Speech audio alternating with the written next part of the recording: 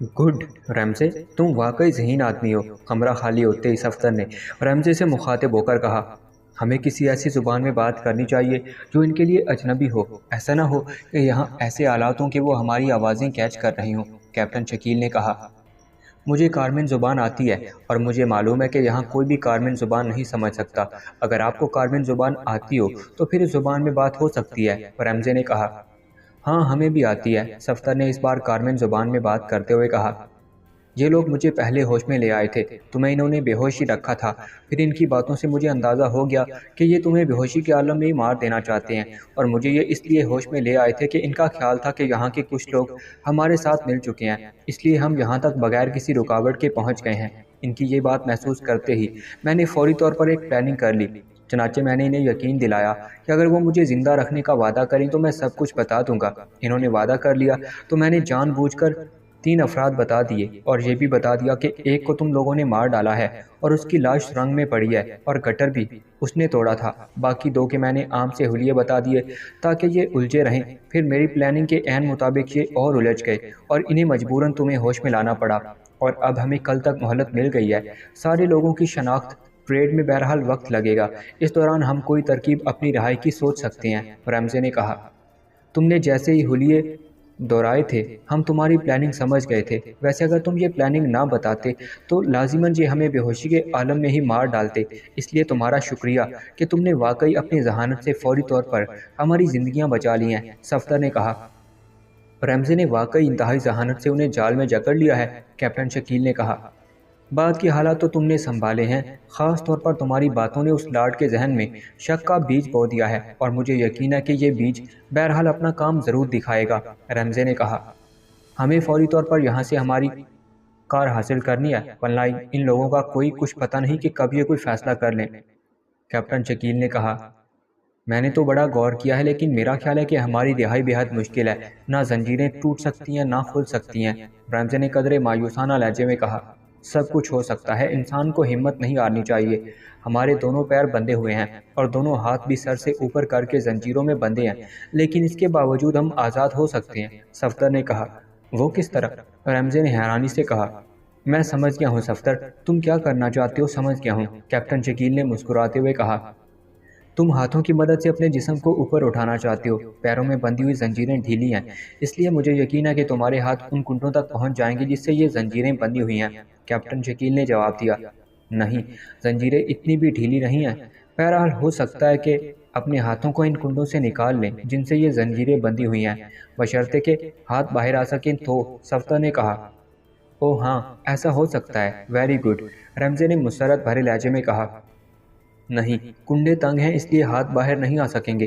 Captain Shakeel ने जवाब दिया, और फिर इससे पहले कि उनके दरमियान मजीद कोई बात होती, कमरे का दरवाज़ा खुला और डार्सन अंदर दाखिल हुआ और वो तीनों चौंक कर उसे देखने लगे। सुनो, अगर तुम मेरा एक काम कर दो तो मैं तुम्हें मौत के मुंह से बचा सकता हूँ। डार्सन ने उनके करीब आकर सरगोशाना लहजे में कहा। कैसा काम? कैप्टन शकील ने चौंक कर पूछा। तुम जब कल गद्दारों की शनाख्त करो तो तुम मेरे एक दुश्मन को भी शनाख्त कर देना। मैं तुम्हें उसका नाम और हुलिया बता देता हूँ। डार्सन ने कहा, अगर हम तुम्हारी बात मान लें और तुम्हारे दुश्मन को शनाख्त करा दें तो तुम हमें किस तरह मौत के मुंह से बचाओगे? कैप्टन शकील ने कहा, वो इस तरह कि मैं बॉस फ्रेड की मिन्नत कर लूँगा, वो मेरी बात नहीं टालता। डार्सन ने जवाब दिया, तुम्हारा शायद दिमाग खराब हो गया है, वो तुम्हारी बात क्यों मानेगा? इस बार रमज़े ने कहा, वो मेरी बात ज़रूर मानेगा, तुम मेरी बात पर यकीन करो। डार्सन ने कहा, सुनो, अगर तुम हमारी मदद करना चाहते हो तो हमें यहाँ से रिहा करवा कर फ्रेड तक पहुँचा दो, फिर बात होगी। सफ्तर ने कहा, यह तो मुमकिन ही नहीं है। ठीक है, मैं अपनी ऑफ़र वापस लेता हूँ। डार्सन ने मुंह बनाकर कहा और वापस मुड़ने लगा। अब ये भी सुन लो कि अब तुम्हारी शनाख्त होगी, यकलक कैप्टन शकील ने कहा। तो डार्सन बेख्तियार उछलकर मुड़ा। क्या मतलब? ये तुम क्या कह रहे हो? मेरी शनाख्त क्या मतलब? डार्सन ने इंतहाई हैरत भरे लहजे में कहा। हाँ, हमारा क्या जाता है? हम कह देंगे कि डार्सन ने हमारी मदद की है, फिर तुम्हें गोलियों से उड़ा दिया जाएगा। हमने तो बहरहाल मरना ही है, तुम क्यों जिंदा रह जाओ? कैप्टन शकील ने कहा। फ्रेड मुझे अच्छी तरह जानता है कि मैं ऐसा नहीं कर सकता, इसलिए तुम जो चाहे कहते रहो। डार्सन ने कहा और वापस मुड़कर दरवाजे की तरफ बढ़ गया। एक मिनट, मेरी बात सुनो। अचानक सफ्तर ने उससे मुखातिब होकर कहा। क्या बात है? डार्सन ने कहा। تمہاری ڈیوٹی کمرے سے باہر لگائی گئی ہے، کمرے کے اندر کیا ہوتا ہے اس سے تمہیں کوئی مطلب نہیں، اور اس سلسلے میں تم سے کون پوچھ سکتا ہے؟ تم ایک کام کر سکتے ہو کہ ہمیں آزاد کر دو اور پھر خود باہر چلے جاؤ۔ اگر ہم اس کمرے سے باہر آنے کی کوشش کریں تو بے شک ہمیں ہلاک کر دینا، ہمارا وعدہ ہے کہ ہم تمہارے دشمن کی شناخت کر دیں گے۔ صفدر نے اسے پیشکش کی۔ اب میں اتنا بھی احمق نہیں ہوں جتنا تم نے سمجھ لیا ہے، میں نے جیسے ہی تمہیں کھولا تم نے سب سے پہلے مجھے ہی مار ڈالنا ہے۔ سوری، میں یہ رسک نہیں لے سکتا، ڈارسن نے کہا اور پھر واپس مڑنے لگا۔ چلو ایسا کرو کہ ہمارے پیر آزاد کر دو، اس طرح کم از کم ہم اپنے جسموں کو حرکت تو دے سکیں گے، ہمارے ہاتھ تو بندھے رہیں گے نا، اس لیے ہم تمہارا کچھ بھی نہیں بگاڑ سکیں گے۔ صفدر نے کہا۔ لیکن کیوں؟ میں ایسا کیوں کروں جب تم میری بات ہی نہیں مانتے؟ ڈارسن نے کہا۔ ہم تمہاری بات مان جاتے ہیں، تم ہماری بات مانو، صفدر نے کہا۔ ٹھیک ہے، تمہارے پیر آزاد کرنے میں مجھے کوئی اعتراض نہیں، کیونکہ اس طرح تو نہ تم آزاد ہو سکو گے، لیکن کیا تم واقعی میرے دشمن کو شناخت کرو گے؟ ڈارسن نے واپس ان کی طرف آتے ہوئے کہا۔ ہاں، ہمارا کیا جاتا ہے یار، کیا دیں گے؟ صفدر نے جواب دیا۔ تو پھر پہلے سن لو، میرے دشمن کا نام اینتھونی ہے، وہ لیبارٹری کے انچارج ڈاکٹر ڈکسن کا پرسنل سیکرٹری ہے، ڈارسن نے کہا۔ اس کے ساتھ ہی اس نے اس کا حلیہ بتانا شروع کر دیا۔ ٹھیک ہے، ہم کیا دیں گے، اب تم ہمارے پیر آزاد کر دو، صفدر نے کہا تو ڈارسن آگے بڑھا اور اس نے صفدر کے پیروں کے کنڈے کھولنے شروع کر دیے۔ دونوں پیر کھول کر وہ تیزی سے پیچھے ہٹنے ہی لگا تھا کہ صفدر کے دونوں پیر بجلی کی سی تیزی سے حرکت میں آئے اور اس کے پیر اٹھ کر پیچھے ہٹتے ہوئے ڈارسن کی گردن میں کینچی کی طرح پڑے، اور اسی لمحے ڈارسن کے حلق سے چیخ نکلی اور اس کا جسم گھومتا ہوا فرش پر گرا۔ صفدر نے ایک بار پھر پیروں کو حرکت دی اور ڈارسن کے حلق سے ایک اور چیخ نکلی اور اس کا جسم ایک بار پھر گھوم گیا۔ اس نے دونوں ہاتھوں سے صفدر کی ٹانگیں پکڑ کر انہیں اپنی گردن سے ہٹانا چاہا، لیکن صفدر مسلسل اپنے پیروں کو مخصوص انداز میں حرکت دے رہا تھا۔ پھر تیسری بار ڈارسن کا جسم جب گھوم کر نیچے گرا تو اس کے دونوں ہاتھ بے حس ہو کر نیچے گرے اور اس کے ساتھ ہی اس کا جسم بھی بے حس و حرکت ہو گیا، وہ بے ہوش ہو چکا تھا۔ صفدر نے اس کی گردن سے پیر ہٹائے اور اس کے ساتھ ہی اس کا جسم اوپر کو اٹھا تو اس کے ساتھ ہی اس کے بازوؤں کے گرد موجود زنجیریں ڈھیلی پڑ گئیں اور صفدر نے اچھل کر ایک ہاتھ سے زنجیر کے اوپر والے حصے کو پکڑ لیا۔ اس کے ساتھ ہی اس نے ایک بار پھر جھٹکے سے اپنے جسم کو اوپر اٹھایا اور زنجیر مزید ڈھیلی ہوئی تو اس بار صفدر نے دیوار کے ساتھ نصب کنڈے کے قریب سے زنجیر کو پکڑ لیا۔ اب اس کا جسم فضا میں لٹکا ہوا نظر آ رہا تھا۔ اس کے ساتھ ہی اس نے اپنی انگلیاں کڑے پر پھیرنا شروع کر دی۔ دوسرے لمحے ہلکی سی کٹک کی آواز کے ساتھ ہی اس کی کلائی کے گرد موجود کنڈا کھل گیا، جبکہ زنجیر اور دیوار میں نصب کنڈا ویسے ہی موجود رہا تھا۔ یہ کیا سسٹم ہے کہ بٹن دیوار والے کنڈے کا دباؤ تو کھلتا کلائی والا کنڈا ہے؟ صفدر نے کہا، اور کیپٹن شکیل اور ریمزے جو اسے دیکھ رہے تھے دونوں نے اس بات میں سر ہلا دیے، اور اس کے ساتھ ہی صفدر نے ہاتھ چھوڑ دیا تو اس کا جسم اب دوسرے ہاتھ کے سہارے زنجیر کے ساتھ لٹک گیا۔ صفدر نے تیزی سے اپنے جسم کو اوپر اٹھایا اور خالی ہاتھ سے اس نے دوسرے ہاتھ سے بندھی ہوئی زنجیر کو پکڑ لیا۔ ایک بار پھر اس نے جسم کو اوپر اٹھایا اور اس بار اس کا ہاتھ دوسرے ہاتھ سے بندھی ہوئی زنجیر کے اوپر والے کنڈے تک پہنچ گیا اور اس کی انگلیوں نے ایک بار پھر حرکت کرنا شروع کر دیا۔ چند لمحوں بعد کٹک کی آواز کے ساتھ ہی اس کے دوسرے ہاتھ کی کلائی بھی زنجیر سے آزاد ہو گئی اور دوسرے لمحے صفدر نے نیچے چھلانگ لگا دی اور وہ مکمل طور پر آزاد ہو چکا تھا۔ اس کے ساتھ ہی وہ تیزی سے آگے بڑھا اور دروازے کے قریب پہنچ کر اس نے اچانک دروازہ کھولا اور اس کے ساتھ ہی باہر موجود بھاری جثے والا روجر چیختا ہوا اچھل کر ایک دھماکے سے اندر آ گرا۔ صفدر نے اسے اچانک گردن سے پکڑ کر ایک جھٹکے سے اندر اچھال دیا تھا۔ روجر شاید دروازہ کھلنے پر یہ سمجھ کر مطمئن کھڑا تھا کہ ڈارسن باہر آ رہا ہے، اس لیے وہ کوئی جدوجہد بھی نہ کر سکا۔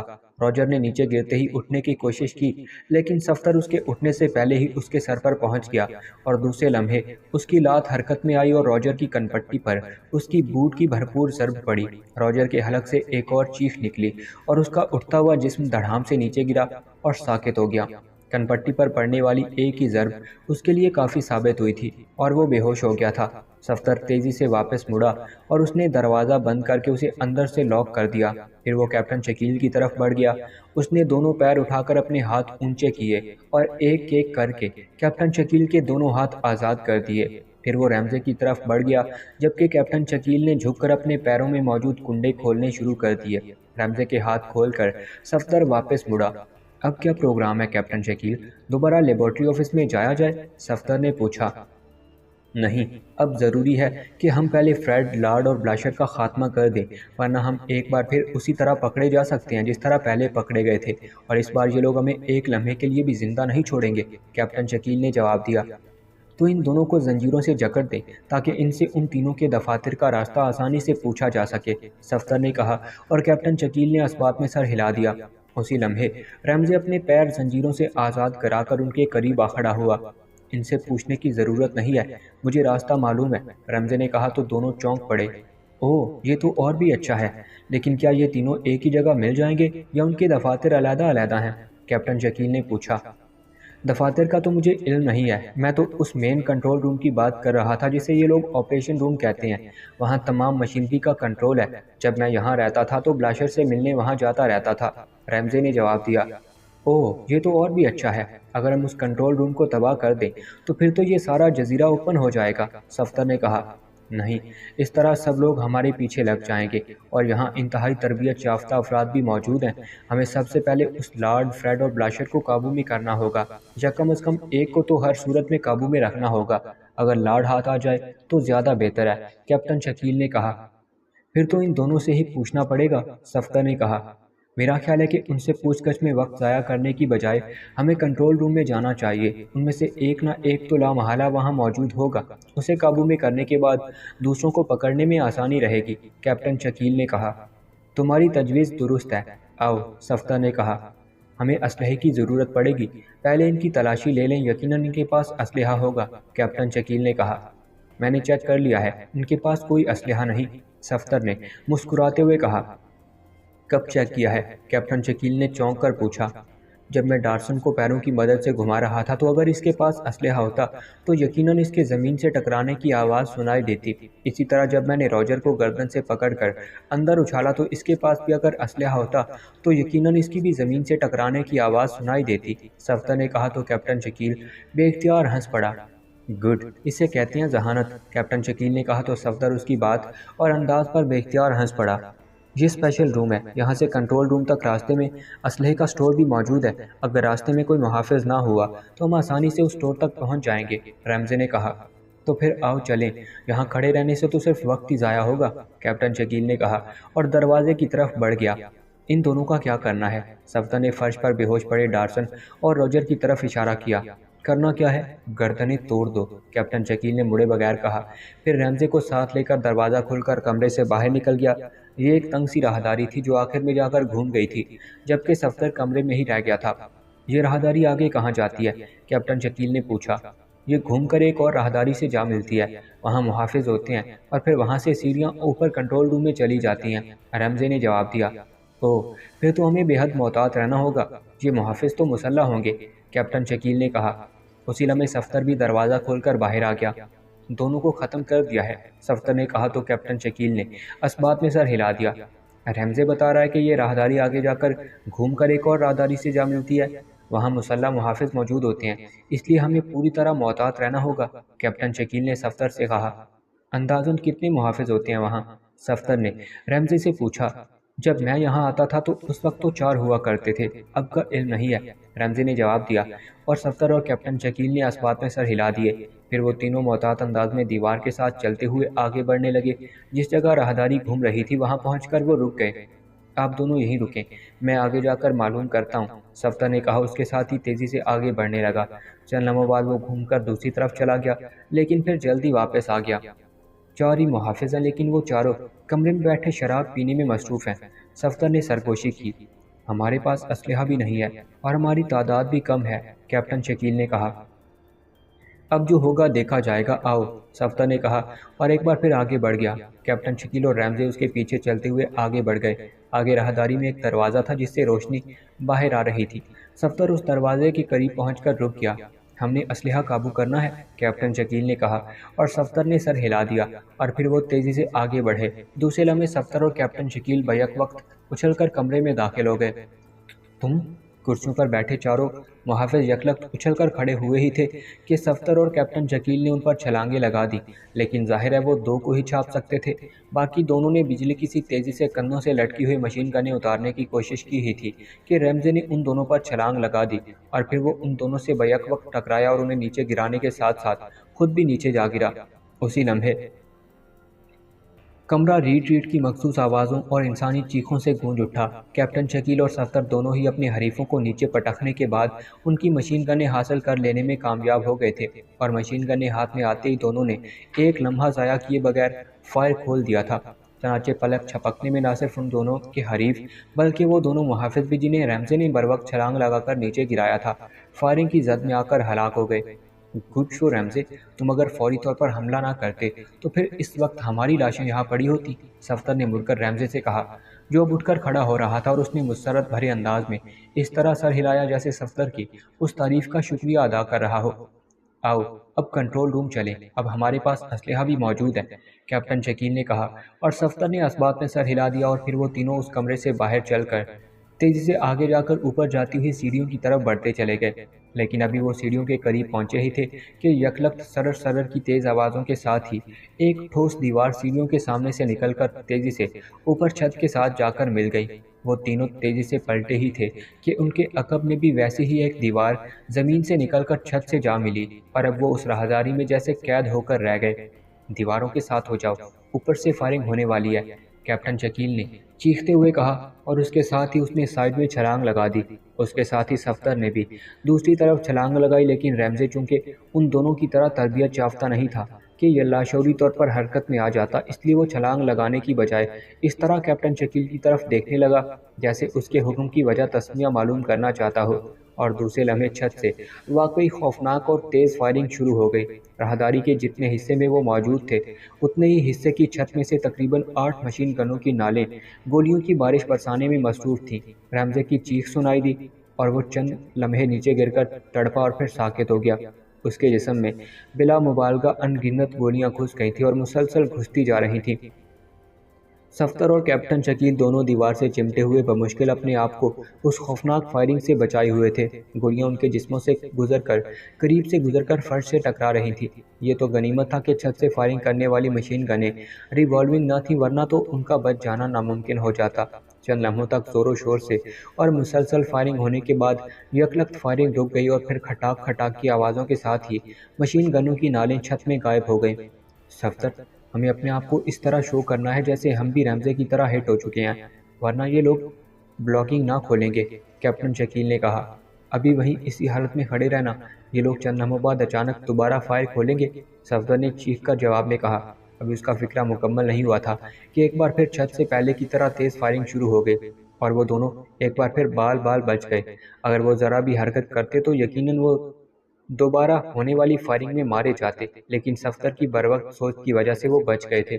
چند لمحوں بعد فائرنگ ختم ہوئی، اس کے ساتھ ہی صفدر اور کیپٹن شکیل دونوں نے اپنے جسموں کو زمین پر ڈال کر اس طرح اپنے آپ کو ایڈجسٹ کر لیا جیسے وہ بھی فائرنگ کی زد میں آ کر ختم ہو چکے ہوں، لیکن ان کے ہاتھوں میں مشین گنیں بدستور دبی ہوئی تھیں۔ دونوں کا رخ سیڑھیوں کی طرف ہی تھا، کیونکہ انہیں معلوم تھا کہ جو بھی آئے گا وہ انہی سیڑھیوں کی طرف سے ہی آئے گا۔ چند لمحوں تک خاموشی طاری رہی، پھر یکلخت ایک بار پھر سرر سرر کی آوازیں سنائی دیں، اور راہداری کے دونوں اطراف میں موجود دیواریں چھت سے واپس زمین میں اتر کر غائب ہو گئیں۔ اٹھو صفدر، ہمیں خود آگے بڑھ کر انہیں چھاپ لینا چاہیے، نہ جانے ان کی تعداد کتنی ہو، کیپٹن شکیل نے اچانک کہا۔ اس کے ساتھ ہی وہ اٹھ کر تیزی سے راہداری کے کنارے پر دوڑتا ہوا سیڑھیوں کی طرف بڑھنے لگا۔ چونکہ پوری راہداری میں گولیاں اور ان کے ٹکڑے بکھرے پڑے تھے، اس لیے اسے راہداری کے کنارے کنارے بھاگنا پڑ رہا تھا، ورنہ وہ ایک قدم بھی نہ اٹھا سکتا تھا اور ان گولیوں پر سے پھسل کر گر جاتا۔ دوسری طرف سے صفدر نے بھی اس کی پیروی کی، پھر وہ دونوں بیک وقت دو دو سیڑھیاں پھلانگتے ہوئے اوپر چڑھ گئے۔ سیڑھیوں کے اختتام پر ایک بڑا سا دروازہ تھا، یہ دروازہ لوہے کا تھا اور بند تھا۔ وہ دونوں جیسے ہی دروازے کے قریب پہنچے، اچانک انہیں دروازہ کھلتا ہوا محسوس ہوا، تو وہ دونوں دروازے کی دونوں سائیڈوں پر دیوار سے پشت لگائے کھڑے ہو گئے۔ چند لمحوں بعد دروازہ کھلا اور 4 مسلح آدمی تیزی سے دروازے سے نکل کر سیڑھیاں اترتے ہوئے نیچے راہداری کی طرف جانے لگے۔ وہ اس قدر تیزی سے نکلے تھے کہ انہوں نے سائیڈوں پر موجود صفدر اور کیپٹن شکیل کو دیکھا تک نہیں تھا۔ ارے یہ تو ایک لاش ہے، باقی دو کہاں گئے؟ اچانک ایک آدمی نے چیختے ہوئے کہا۔ وہ چاروں آخری سیڑھی پر پہنچ چکے تھے۔ باقی دو یہاں ہیں، اچانک کیپٹن شکیل نے کہا، اور وہ چاروں بجلی کی سی تیزی سے مڑے ہی تھے کہ کیپٹن شکیل نے ان پر فائر کھول دیا، اور وہ چاروں چیختے ہوئے اچھل کر پشت کے بل نیچے راہداری میں گرے۔ پھر نیچے پڑی ہوئی گولیوں کی وجہ سے وہ فوری طور پر اٹھ نہ سکے، اور فائرنگ کے دوسرے راؤنڈ نے ان کے جسموں کو بالکل اس طرح چھلنی کر دیا جیسے رمزی کا جسم گولیوں سے چھلنی ہوا پڑا تھا۔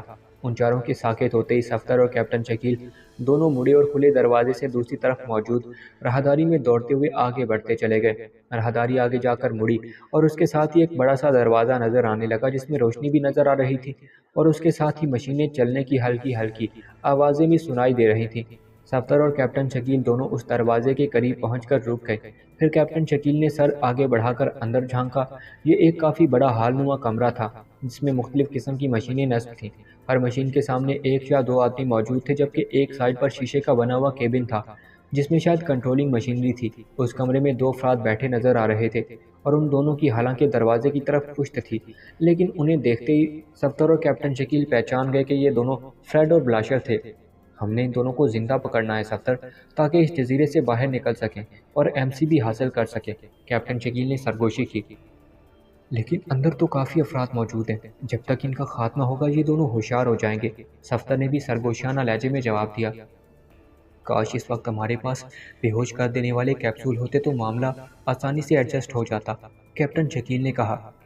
हम फायरिंग करते हुए अंदर दाखिल होते हैं, फिर जो होगा देखा जाएगा, सफ्तर ने कहा और कैप्टन शकील ने इस बात में सर हिला दिया क्योंकि उसके अलावा और कोई चाराकार भी नहीं था। फिर वो दोनों तेज़ी से आगे बढ़े और उछलकर दरवाजे में दाखिल हुए। उसके साथ ही पूरा हॉल मशीन गनों की रीट्रीट, इंसानी चीखों और मशीनों के फटने के धमाकों से गूंज उठा। वो दोनों इंतहाई माहिराना अंदाज में फायरिंग करते हुए बिजली की सी तेज़ी से उस शीशे के केबिन तक पहुंच गए। उन दोनों ने फायरिंग उस तेज़ी और महारत से की थी कि हॉल में मौजूद एक शख्स भी ना समझ सका था। खबरदार अगर किसी ने हरकत की तो, सफ्तर ने उछलकर केबिन में दाखिल होते हुए कहा, लेकिन दूसरे लम्हे उसे यकलक एक साइड पर गोता लगाना पड़ा क्योंकि प्लाशर ने इंतहाई फुर्ती से उस पर रिवॉल्वर से फायर खोल दिया था। अगर सफ्तर को एक लम्हे की भी देर हो जाती तो रमज़े की तरह सफ्तर भी हिट हो चुका होता। अचानक गोता लगाने की वजह से वो बाल बाल बच गया, लेकिन इससे पहले कि वो रिवॉल्वर का रुख मोड़ता, दरवाजे से कैप्टन शकील ने उन पर मशीन गन का फायर खोल दिया और दूसरे लम्हे फ्रेड और ब्लाशर दोनों चीखते हुए उछलकर नीचे गिरे और फिर चंद लम्हे तड़पने के बाद साकेत हो गए। सफ्तर उनके नीचे गिरते ही एक तवील सांस लेकर उठ खड़ा हुआ। इसके सिवा और कोई चारा नहीं था सफ्तर, वरना तुम हिट हो जाते, कैप्टन शकील ने कहा। मैं समझता हूँ कैप्टन शकील, तुमने इन पर फायर खोलकर दरअसल मेरी जिंदगी बचाई है, सफ्तर ने सर हिलाते हुए कहा। फिर वो शीशे के केबिन से बाहर आ गया।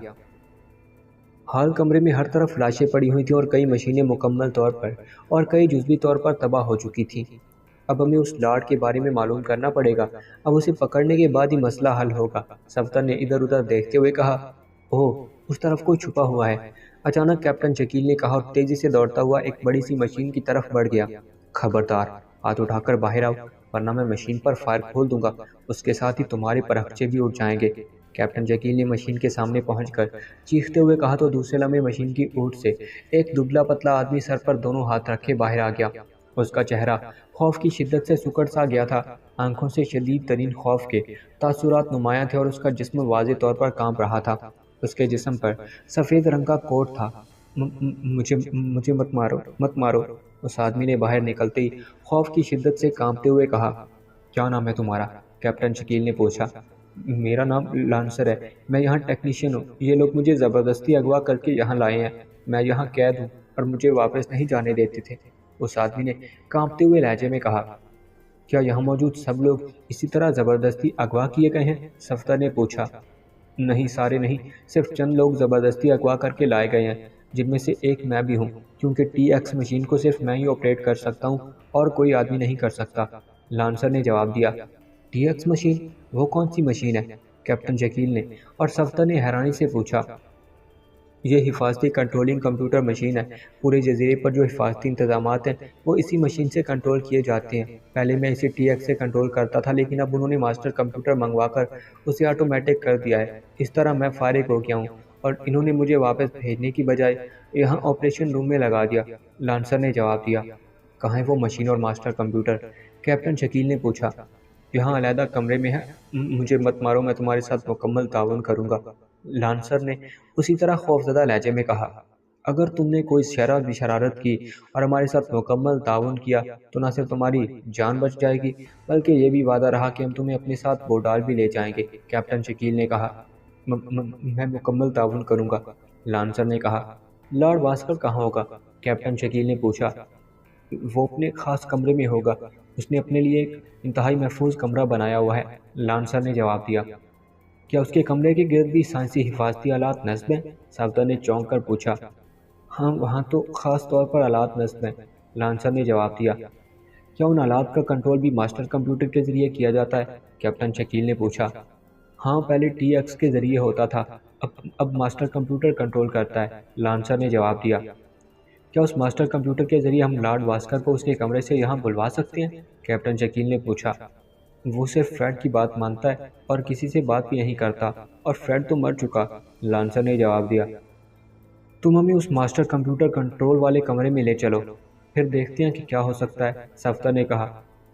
تم جس طرح بھی چاہو گے یا کہو گے میں ویسے ہی کروں گا، بس تم مجھے ہلاک نہ کرنا، میں زندہ رہنا چاہتا ہوں، میں تمہارے ساتھ مکمل تعاون کروں گا، لانسر نے منت بھرے لہجے میں کہا۔ اگر تم تعاون کرو گے تو تم زندہ بھی رہو گے اور ہمارے ساتھ واپس بھی جا سکو گے۔ ہمارا ساتھی رمزے ہلاک ہو چکا ہے، اس لیے اب تم ہمارے ساتھی ہو، کیپٹن نے کہا۔ تو لانسر نے مسرت بھرے انداز میں سر ہلا دیا۔ تو چلو، ہمیں ماسٹر کمپیوٹر کنٹرول روم میں لے چلو، کیپٹن شکیل نے کہا۔ آؤ میرے پیچھے، لانسر نے کہا، اور پھر وہ انہیں ساتھ لے کر ایک خالی دیوار کی طرف بڑھ گیا۔ اس نے خالی دیوار کے سامنے رک کر اپنا ہاتھ خالی دیوار کے ایک حصے پر رکھ کر اسے زور سے 3 بار مخصوص انداز میں دبایا۔ اس نے خالی دیوار کے سامنے رک کر اپنا ہاتھ خالی دیوار کے ایک حصے پر رکھ کر اسے زور سے 3 بار مخصوص انداز میں دبایا تو سرر کی تیز آواز کے ساتھ ہی دیوار درمیان سے پھٹ کر دونوں سائڈوں میں ہٹ گئی۔ وہاں ایک پتلی سی راہداری دوسری طرف جاتی ہوئی دکھائی دے رہی تھی۔ لانسر اس راہداری میں داخل ہو گیا، صفدر اور کیپٹن شکیل بھی اس کے پیچھے اس راہداری میں آگے بڑھ گئے۔ راہداری کے اختتام پر ایک فولادی دروازہ تھا جس پر فولادی پہیہ لگا ہوا تھا۔ لانسر نے اس پہیے کو پہلے 2 بار دائیں طرف، پھر 3 بار بائیں طرف اور پھر 2 بار دائیں طرف گھمایا تو اس پہیے کے اوپر دروازے پر سبز رنگ کا بلب جل اٹھا تو لانسر نے ایک بار پھر پہلے کی طرح پہیے کو دائیں بائیں گھمانا شروع کر دیا۔ چند لمحوں بعد دروازہ خود بخود کھلتا چلا گیا اور وہ ایک بڑے کمرے میں پہنچ گئے جہاں دیوار کے ساتھ واقعی ایک عدم مشین نصب تھی جس پر بے شمار ڈائل اور چھوٹے بڑے بلب تھے۔ ڈائلوں پر سوئیاں مسلسل حرکت کر رہی تھیں اور چھوٹے بڑے مختلف رنگوں کے بلب جل بجھ رہے تھے۔ یہ ہے ماسٹر کمپیوٹر اور یہ خودکار نظام کے تحت کام کر رہا ہے، لانسر نے اس مشین کی طرف اشارہ کیا۔ اسے کنٹرول کس طرح کیا جاتا ہے؟ کیپٹن شکیل نے پوچھا۔ یہ ماسٹر کنٹرول ہے، اسے باہر سے کنٹرول نہیں کیا جا سکتا، لانسر نے جواب دیا۔ لیکن کوئی طریقہ تو ہوگا اسے کنٹرول کرنے یا بند کرنے کا، صفدر نے کہا۔ مجھے نہیں معلوم، یہ بلاشر نے منگوا کر یہاں نصب کیا ہے، وہی اس کے متعلق جانتا ہوگا۔ میں تو ٹی ایکس کا ماہر ہوں، لانسر نے جواب دیا۔ تو پھر اس کا ایک ہی علاج ہو سکتا ہے، کیپٹن شکیل نے کہا۔ اس کے ساتھ ہی اس نے ہاتھ میں پکڑی مشین گن کا رخ اس مشین کی طرف کیا اور ٹریگر دبا دیا۔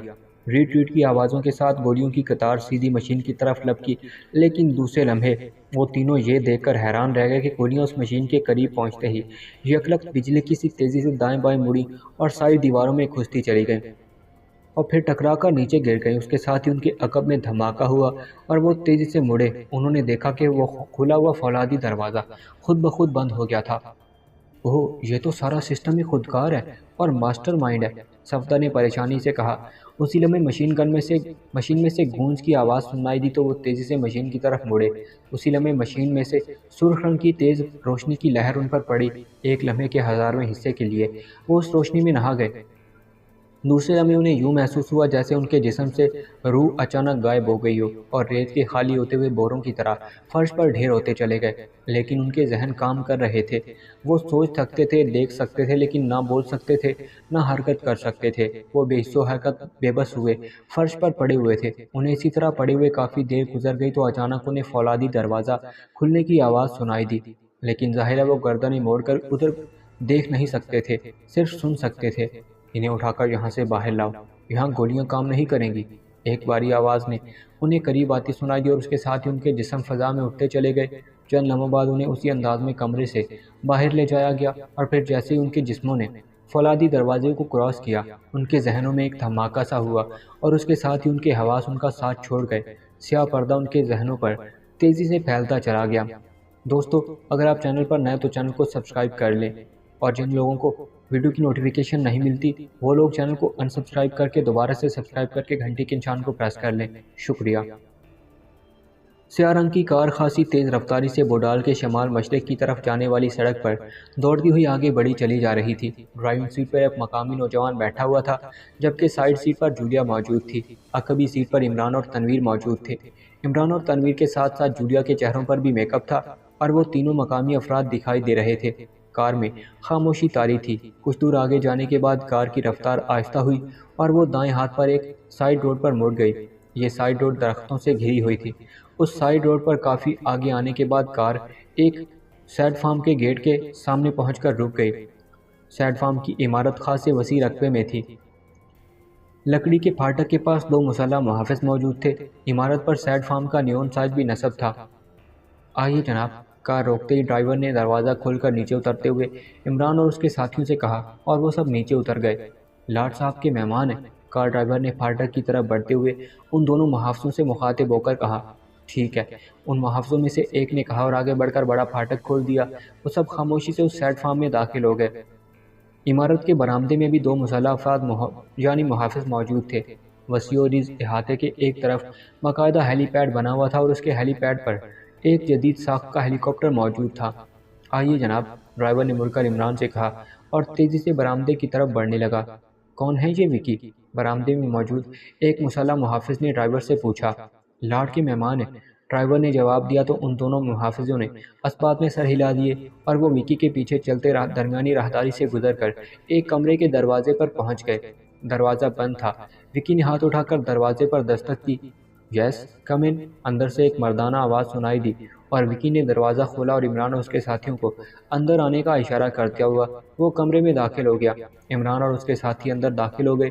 یہ کمرہ دفتر کے انداز میں سجا ہوا تھا اور ایک بڑی دفتری میز کے پیچھے ایک ادھیڑ عمر مقامی آدمی بیٹھا ہوا تھا۔ اس کی تیز نظریں وکی اور اس کے پیچھے اندر داخل ہونے والے عمران اور اس کے ساتھیوں پر جمی ہوئی تھیں۔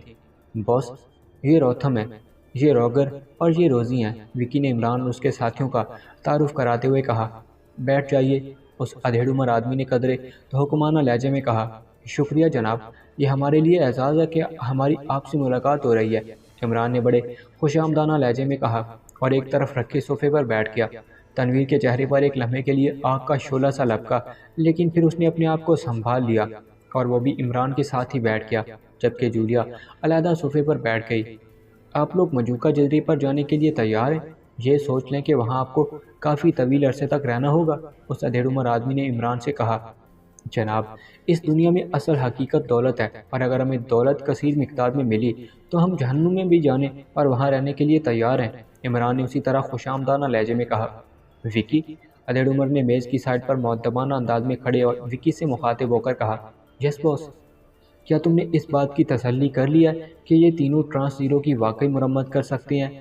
یس باس، ایکریمیا کی ناردرن الیکٹرونک کمپنی کی طرف سے ان کے پاس مہارت کے سرٹیفکیٹ موجود ہیں اور کمپنی نے خصوصی درخواست پر انہیں یہاں بھجوایا ہے۔ اوکے، پھر ایسا کرو کہ تم انہیں خود جزیرے پر ساتھ لے جاؤ۔ آپ نے لاٹ صاحب سے بات کر لیا باس، کیونکہ انہوں نے حکم دیا تھا کہ ان کے حکم کے بغیر کسی کو بھی جزیرے پر نہ بھیجا جائے۔ ہاں، ان سے بات ہو چکی ہے وکی، جن لوگوں کے لیے انہوں نے حکم دیا تھا وہ گرفتار کر لیے گئے ہیں، اس لیے اب وہاں کسی قسم کا کوئی خطرہ نہیں رہا اور لارڈ اس مشین کی مرمت کے لیے بے چین ہے کیونکہ اس کی وجہ سے پینے کا مزید صاف پانی تیار نہیں ہو رہا اور جزیرے پر موجود پانی کا ذخیرہ اب بے حد کم رہ گیا ہے۔ تم انہیں لے جاؤ، باس نے کہا۔ یس باس، پھر اسپیشل کارڈ دے دیجیے، وکی نے کہا تو ادھیڑ عمر آدمی نے اسبات میں سر ہلاتے ہوئے میز کی دراز کھولی، اس میں سے ایک سرخ رنگ کا کارڈ نکالا اور جیب سے ایک عجیب ساخت کا قلم نکال کر اس نے اس کی مدد سے کارڈ کے خالی خانے میں کوئی نمبر لکھا، پھر نیچے مخصوص انداز کا نشان لگا کر اس نے قلم بند کر کے جیب میں ڈالا اور کارڈ اٹھا کر وکی کی طرف بڑھا دیا۔ یس باس، وکی نے کہا اور کارڈ کو ایک نظر دیکھ کر وہ عمران کی طرف مڑا۔ آئیے جناب، وکی نے کہا اور دروازے کی طرف مڑ گیا۔ بے حد شکریہ جناب، عمران نے اس ادھیڑ عمر سے مخاطب ہو کر کہا اور وکی کے پیچھے دروازے کی طرف مڑ گیا۔ تنویر اور جولیا بھی خاموشی سے اٹھے اور بغیر کچھ کہے دروازے کی طرف مڑ گئے۔ تھوڑی دیر بعد وہ عمارت سے نکل کر ہیلی پیڈ پر کھڑے ہیلی کاپٹر کی طرف بڑھ گئے۔ وکی نے انہیں ہیلی کاپٹر میں سوار ہونے کا اشارہ کیا اور خود وہ اچھل کر پائلٹ سیٹ پر بیٹھ گیا۔ اس بار عمران اس کے ساتھ والی سیٹ پر بیٹھا جبکہ تنویر اور جولیا عقبی سیٹوں پر بیٹھ گئے۔ وکی نے ہاتھ میں پکڑا ہوا وہی سرخ رنگ کا کارڈ ہیلی کاپٹر کی مشینری کے درمیان بنے ایک پتلے سے خانے میں ڈالا اور اسے انگلی کی مدد سے اندر دبا دیا۔ کارڈ ایک لمحے میں خانے کے اندر غائب ہو گیا تو وکی نے ہیلی کاپٹر سٹارٹ کیا۔ دوسرے لمحے انجن جاگ اٹھا تو اس نے اسے اڑانے کے لیے تیاری شروع کر دی۔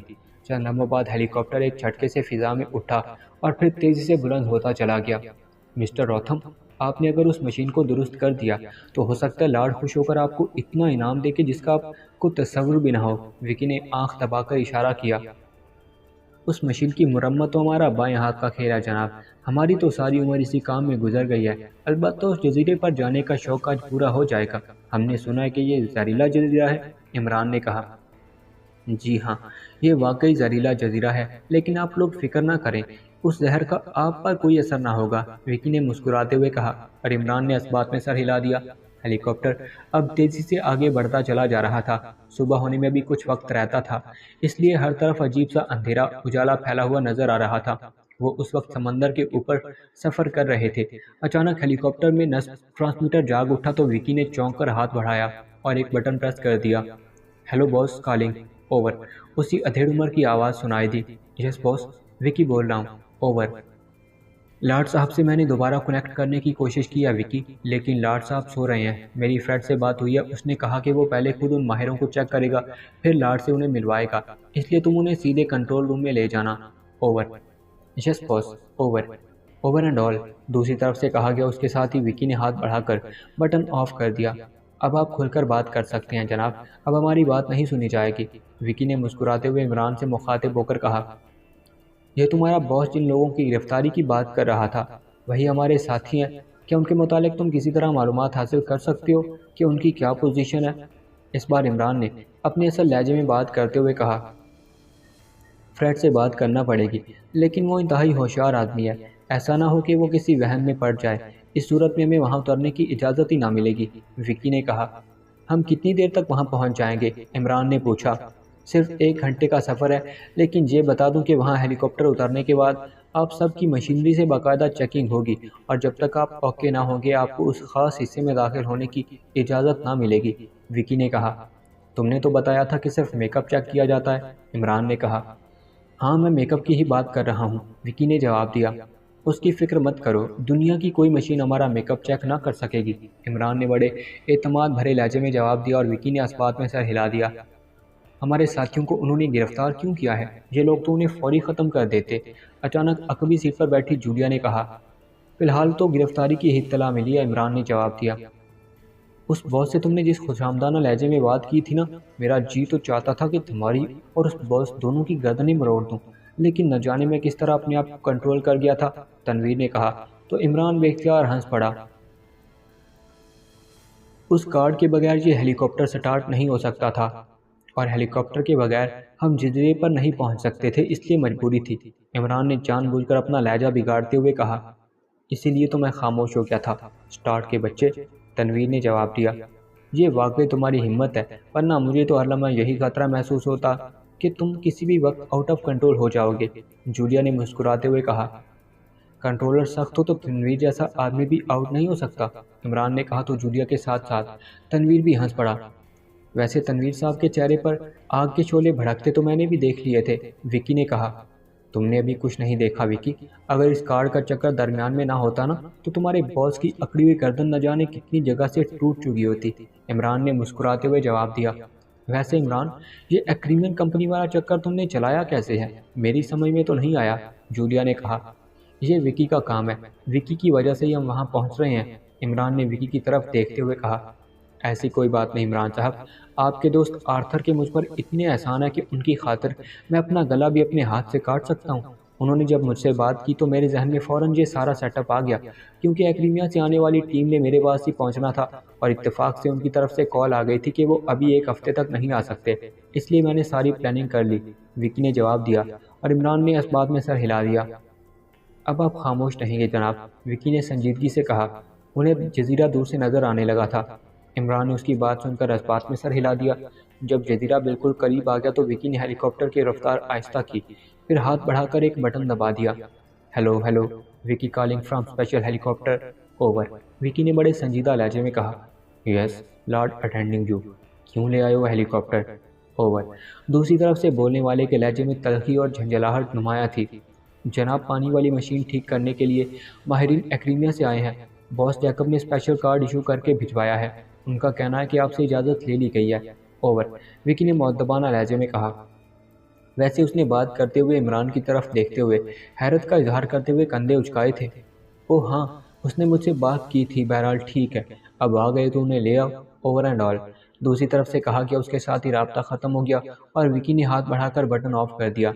ہیلی کاپٹر تیزی سے آگے بڑھتا چلا جا رہا تھا، پھر جزیرے کے اوپر پہنچ کر وہ درمیان میں پہنچ کر رک گیا۔ نیچے سے سرخ رنگ کی روشنی سے کوشن دیا گیا اور وکی نے ہیلی کاپٹر نیچے اتارنا شروع کر دیا۔ چند لمحوں بعد ہیلی کاپٹر ایک کھلی ہوئی چھت کے درمیان سے اترتا ہوا ایک بڑے ہال نما کمرے کے درمیان بنے ہوئے ہیلی پیڈ پر اتر گیا۔ اسی لمحے مشین گنوں سے 4 مسلح افراد نے ہیلی کاپٹر کا محاصرہ کر لیا۔ آئیے جناب، وکی نے عمران سے کہا، پھر ہیلی کاپٹر سے نیچے اتر آیا۔ عمران، تنویر اور جولیا بھی نیچے اتر آئے۔ ادھر اسپیشل روم میں چلو، ایک مسلح آدمی نے عمران اور اس کے ساتھیوں سے کہا۔ مجھے معلوم ہے، کچھ کہنے کی ضرورت نہیں ہے، وکی نے محافظ سے کہا۔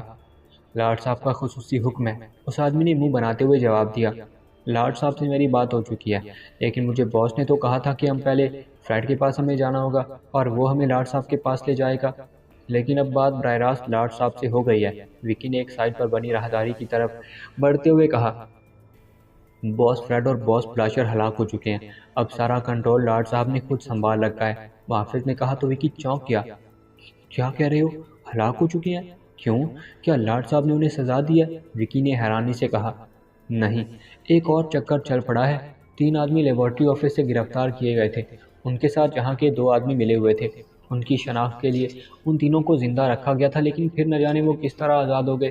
ان میں سے ایک جو مقامی تھا وہ مارا گیا، البتہ 2 ایشیائی زندہ کنٹرول روم میں پہنچ گئے، وہاں انہوں نے کنٹرول روم تباہ کر دیا، باس فریڈ اور بلاشر کے ساتھ ساتھ سارے لوگوں کو بھی ہلاک کر دیا۔ پھر وہ ماسٹر کمپیوٹر میں پہنچ گئے، یعنی ماسٹر کمپیوٹر روم میں، ان کے ساتھ یہاں کا ایک آدمی لانسر بھی تھا، لیکن ماسٹر کمپیوٹر نے انہیں بے حس و حرکت کر دیا اور لارڈ صاحب کو اطلاع کر دی۔ لارڈ صاحب اس وقت سو رہے تھے، چنانچہ انہوں نے فوراً خود کنٹرول سنبھال لیا۔ اس آدمی نے راہداری کے آخر میں موجود دروازے تک پہنچتے پہنچتے وکی کو پوری تفصیل بتا دی۔ اوہ، یہ تو اچھا ہوا کہ وہ پکڑے گئے، ایسے لوگوں کو تو ایک لمحے کے لیے بھی زندہ نہیں رہنا چاہیے، وکی نے دروازے کے سامنے رکتے ہوئے کہا۔ وہ واقعی دوسرا سانس نہ لیتے، لیکن اصل مسئلہ یہاں موجود غداروں کی شناخت کا ہے، جب تک یہ غدار سامنے نہ لائیں لارڈ صاحب انہیں ہلاک نہیں کرنا چاہتے، اس آدمی نے جواب دیا۔ اس کے ساتھ ہی آگے بڑھ کر وہ دروازہ کھول دیا۔ آپ اس کمرے میں آ جائیں، یہ اسپیشل چیکنگ روم ہے، آپ کو یہاں 2 منٹ رہنا پڑے گا تاکہ چیکنگ مکمل ہو سکے، وکی نے عمران سے مخاطب ہو کر کہا۔ ٹھیک ہے، ہمیں کیا اعتراض ہو سکتا ہے، عمران نے کہا، اور تنویر اور جولیا کو اپنے ساتھ آنے کا کہہ کر وہ کمرے میں داخل ہو گیا۔ جب اس کے پیچھے تنویر اور جولیا بھی کمرے میں داخل ہو گئے تو اس آدمی نے دروازہ بند کر کے اس پر لگی ہوئی ناب گھما دی اور خود پیچھے ہٹ کر کھڑا ہو گیا۔ چند لمحوں بعد دروازے کی ناب خود بخود گھوم گئی اور اس آدمی نے سر ہلا کر دروازہ کھول دیا۔ آ جائیے جناب، وکی نے آگے بڑھ کر دروازے کو دھکیلتے ہوئے کہا۔ اس کے ساتھ ہی عمران باہر آ گیا، اس کے پیچھے تنویر اور جولیا بھی باہر آ گئے اور وکی کے چہرے پر انہیں دیکھ کر اطمینان کے سائے سے پھیل گئے۔ اس سے شاید ابھی تک دھڑکا لگا ہوا تھا کہ کہیں عمران اور اس کے ساتھیوں کے میک اپ چیک نہ ہو جائیں، لیکن جب اس نے عمران اور اس کے ساتھیوں کو اسی میک اپ میں ہی باہر آتے دیکھا تو وہ مطمئن ہو گیا، کیونکہ اسے معلوم تھا کہ اگر مشینوں نے عمران اور اس کے ساتھیوں کا میک اپ چیک کر لیا تو پھر دروازہ کسی صورت بھی نہ کھلتا اور وہ تینوں اسی کمرے میں ہی قید ہو کر رہ جاتے، اور ایسی صورت میں ظاہر ہے عمران اور اس کے ساتھیوں کے ساتھ ساتھ اس کی اپنی موت بھی یقینی ہو جاتی۔ اب لارڈ صاحب کے پاس چلنا ہوگا، وکی نے عمران سے اور اس کے ساتھیوں کے باہر آتے محافظ سے مخاطب ہو کر پوچھا۔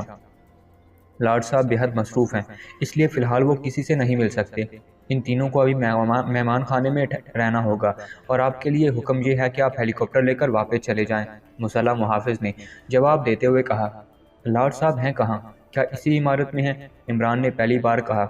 نہیں، وہ یہاں نہیں ہیں اور کسی کو معلوم نہیں کہ وہ کہاں ہیں، محافظ نے قدرے بے رخی سے جواب دیا۔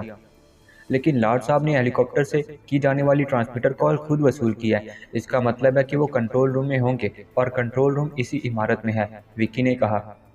اس وقت ہنگامی حالت تھی، ان ایشیائیوں کو گرفتار کیا جا رہا تھا، اس وقت لارڈ صاحب کنٹرول روم میں تھے، لیکن اب کہاں ہیں کسی کو کچھ علم نہیں، محافظ نے جواب دیا۔ وہ ایشیائی کہاں ہیں؟ تنویر نے پوچھا۔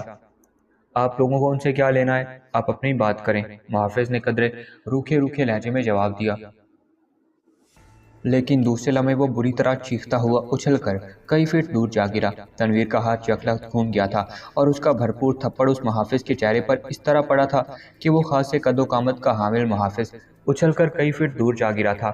دوسرے محافظ نے یہ دیکھتے ہی بجلی کی سی تیزی سے کندھے سے مشین گن اتارنا چاہی، لیکن دوسرے لمحے وہ بھی چیختا ہوا اچھل کر کئی قدم پیچھے ہٹ گیا۔ یہ کام جولیا کا تھا۔ اس نے اس محافظ کی مشین گن پر ہاتھ ڈالنے کے ساتھ ساتھ اس کی پنڈلی پر بھی جوتے کی نوک کی ضرب لگا دی تھی۔ خبردار اگر کسی نے حرکت کی تو، جولیا نے مشین گن جھپٹتے ہی تیزی سے پیچھے ہٹتے ہوئے کہا، مگر اس کا فکرہ مکمل ہونے سے پہلے ہی گر کر اٹھتے ہوئے محافظ نے یکلخت جیب سے ریوالور نکال کر فائر کھول دیا۔ لیکن اسی لمحے عمران کی لات گھومی اور تنویر اور جولیا کی طرف جانے والی فائرنگ کا رخ ایک لمحے کے لیے چھت کی طرف ہوا اور دوسرے لمحے ریوالور اس کے ہاتھ سے نکل کر دور جا گرا۔ اس کے ساتھ ہی مشین گن کی ریٹریٹ اور دونوں محافظوں کے حلق سے نکلنے والی چیخوں سے ہال کمرہ گونج اٹھا۔ اپنے پر فائرنگ ہوتی دیکھ کر جولیا نے مشین گن کا فائر کھول دیا تھا۔ اوہ، یہ کیا کر دیا؟ یہاں تو بے شمار مسلح محافظ ہوتے ہیں، وکی نے بری طرح بوکھلاتے ہوئے کہا۔ تم فکر نہ کرو وکی، اب اگر میرے ساتھیوں نے کام شروع کر ہی دیا ہے تو اب یہ اپنے منطقی انجام تک بھی پہنچ جائے گا، عمران نے کہا اور جھپک کر محافظ کے کندھے سے مشین گن اتار لی۔ اس کے ساتھ ہی وہ بجلی کی سی تیزی سے گھوما اور دوسرے لمحے ایک سائڈ پر موجود دروازے سے تیزی سے اندر آنے والے دو اور مسلح محافظ چیختے ہوئے لہرا کر ایک دوسرے کے اوپر پشت کے بل گرے اور اس کے ساتھ ہی عمران، تنویر اور جولیا تیزی سے اچھل کر اس دروازے کی سائیڈوں میں ہو گئے تاکہ اگر ان کے پیچھے اور محافظ ہوں تو ان کی متوقع فائرنگ سے بچا جا سکے۔ جبکہ وکی وہیں کھڑا حیرت بھری نظروں سے دروازے میں گر کر تڑپتے ہوئے محافظوں کو دیکھ رہا تھا۔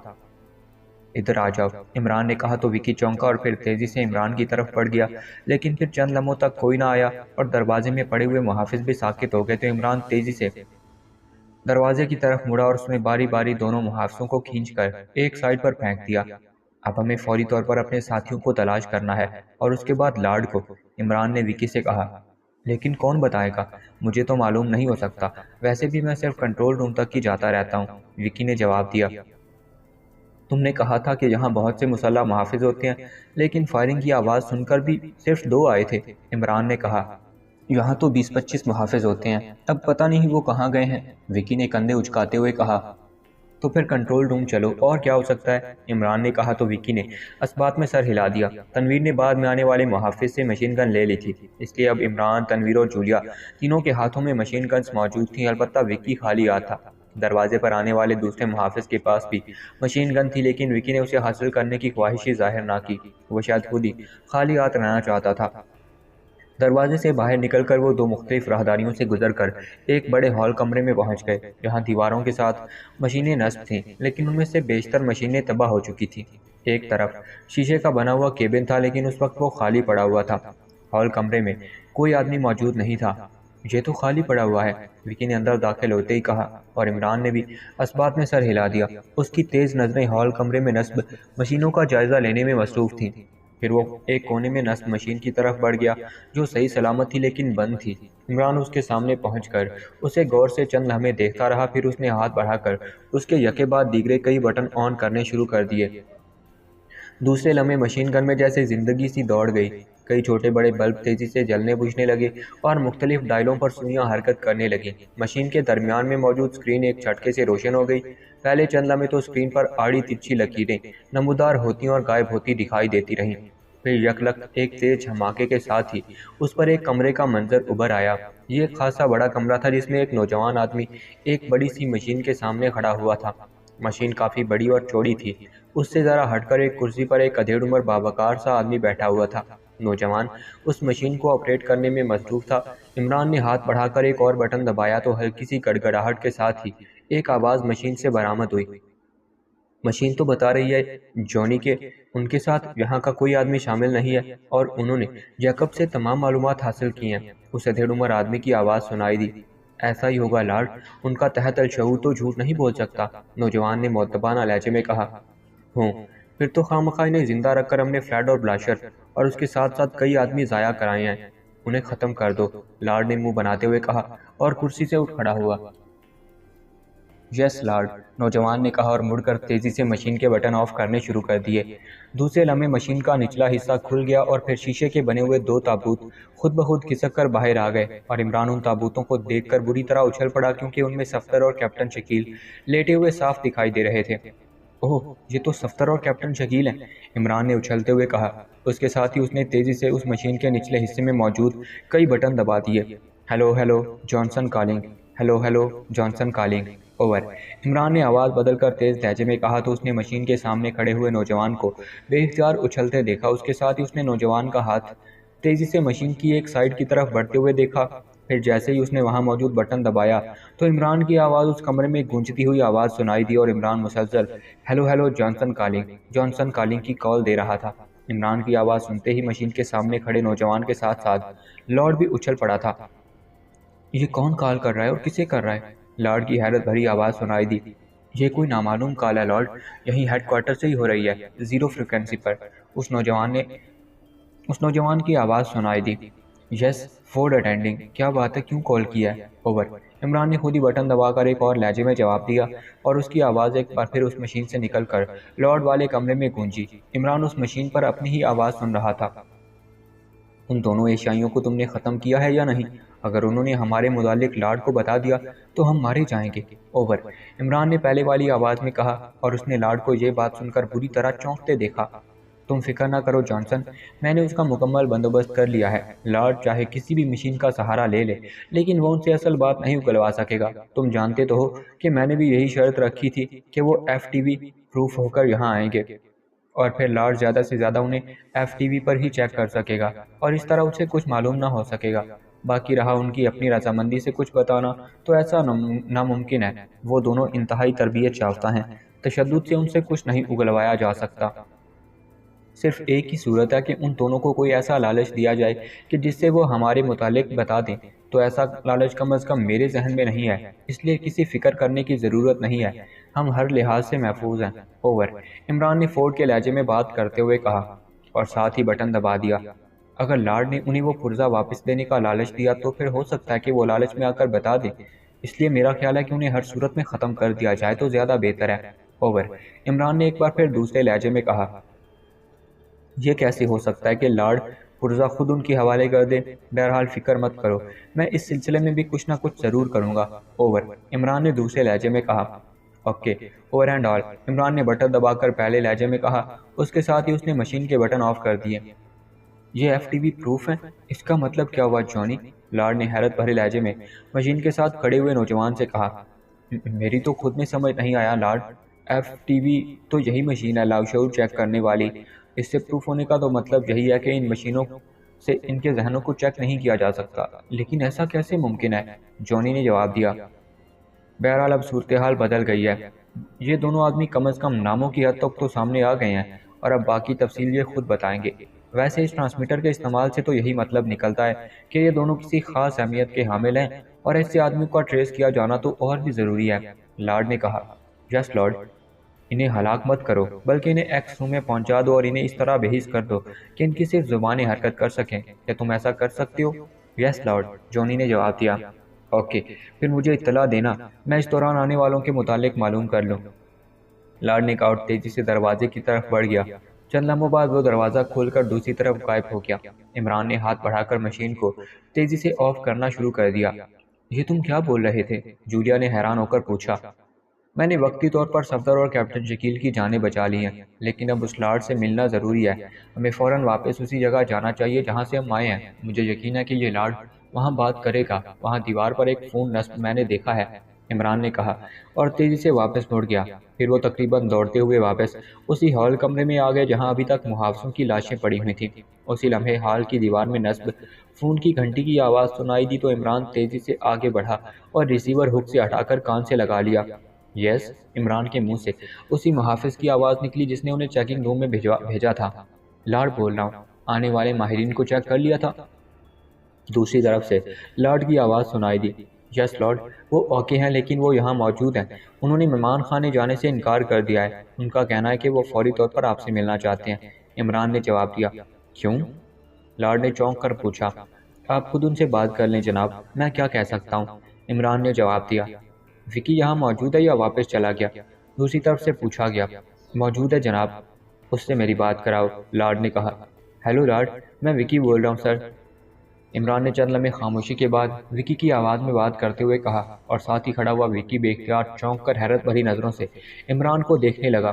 وکی، یہ لوگ مہمان خانے جانے سے کیوں انکاری ہیں؟ میں بے حد مصروف ہوں، فوری طور پر ان سے نہیں مل سکتا۔ لارڈ نے انتہائی تلخ لہجے میں کہا۔ جناب، میں نے تو ان سے خود کہا ہے، لیکن ان کا چیف روتھم مصر ہے کہ وہ پہلے آپ سے ملاقات کرے گا۔ اگر آپ مناسب سمجھے تو اس سے فون پر بات کر لیں، عمران نے کہا۔ کراؤ بات۔ اور روتھم، لارڈ صاحب سے بات کرو۔ جناب لارڈ صاحب، میں روتھم بول رہا ہوں جناب۔ عمران نے ریسیور لے کر اس بار اس لہجے میں بات کی جس لہجے میں اس نے سیڈ فارم کے باس سے بات کی تھی۔ کیا بات ہے؟ تم مجھ سے فوری کیوں ملنا چاہتے ہو؟ دوسری طرف سے لارڈ کی تیز اور غصیلی آواز سنائی دی۔ آپ کے لیے پیغام ہے میرے پاس جناب، عمران نے روتھم کے لہجے میں کہا۔ کیا مطلب؟ میرے لیے پیغام اور تمہارے پاس؟ کس کا پیغام ہے اور کیا پیغام ہے؟ لارڈ کی حیرت بھری آواز سنائی دی۔ ہماری کمپنی میں ایک ماہر ہیں، روڈنی سمتھ، وہ ایف ٹی وی نامی کسی مشین کو ڈیل کرتے ہیں۔ انہیں جب معلوم ہوا کہ ہم آپ کی کال پر آپ کے پاس جا رہے ہیں تو انہوں نے مجھے ایک پیغام دیا۔ ان کا کہنا ہے کہ انہوں نے کمپنی کے ایک ڈائریکٹر کے حکم پر 2 ایشیائیوں کو ایف ٹی وی پروو کیا ہے، اور یہ دونوں ایشیائی آپ کے اس جزیرے پر کوئی اہم کارروائی کرنا چاہتے ہیں۔ روڈنی سمتھ آپ کو جانتا ہے جناب، اس نے مجھے چند الفاظ لکھ کر دیے ہیں کہ یہ چند الفاظ آپ تک پہنچا دوں۔ اگر وہ دونوں ایشیائی آپ کے پاس پہنچے تو آپ ان چند الفاظ کی مدد سے ان کے ذہنوں کو ایف ٹی وی پروفنگ سے آزاد کر سکتے ہیں۔ عمران نے مؤدبانہ لہجے میں کہا۔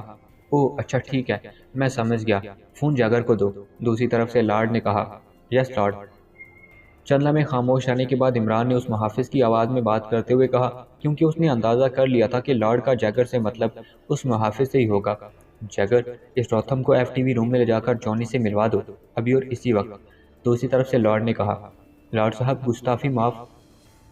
روڈنی سمتھ نے مجھ سے باقاعدہ حلف لیا تھا کہ میں یہ الفاظ والا کارڈ صرف آپ کے ہاتھ میں دوں، کسی اور کو نہ دوں۔ اس کا کہنا یہ تھا کہ یہ اس کا انتہائی ٹاپ بزنس سیکرٹ ہے، وہ اسے کسی اور کے ہاتھ میں دے کر اوپن نہیں کرنا چاہتا۔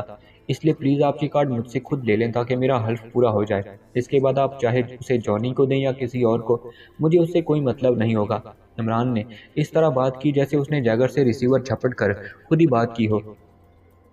اوکے، تم وہیں ٹھہرو، میں وہیں آ رہا ہوں، دوسری طرف سے کہا گیا، اور اس کے ساتھ ہی رابطہ ختم ہو گیا۔ عمران نے ریسیور رکھا، پھر تیزی سے اپنے ساتھیوں کی طرف مڑ گیا۔ لارڈ آ رہا ہے، میں نے بڑی مشکل سے اسے یہاں بلایا ہے، ہو سکتا ہے اس کے ساتھ محافظ بھی ہوں، اس لیے سب پوری طرح ہوشیار رہیں، ہم نے ہر قیمت پر اس لارڈ کو زندہ پکڑنا ہے، عمران نے کہا تو سب ساتھیوں نے اسبات میں سر ہلا دیے، پھر وہ سب تیزی سے دروازے کی سائڈوں میں ہو گئے۔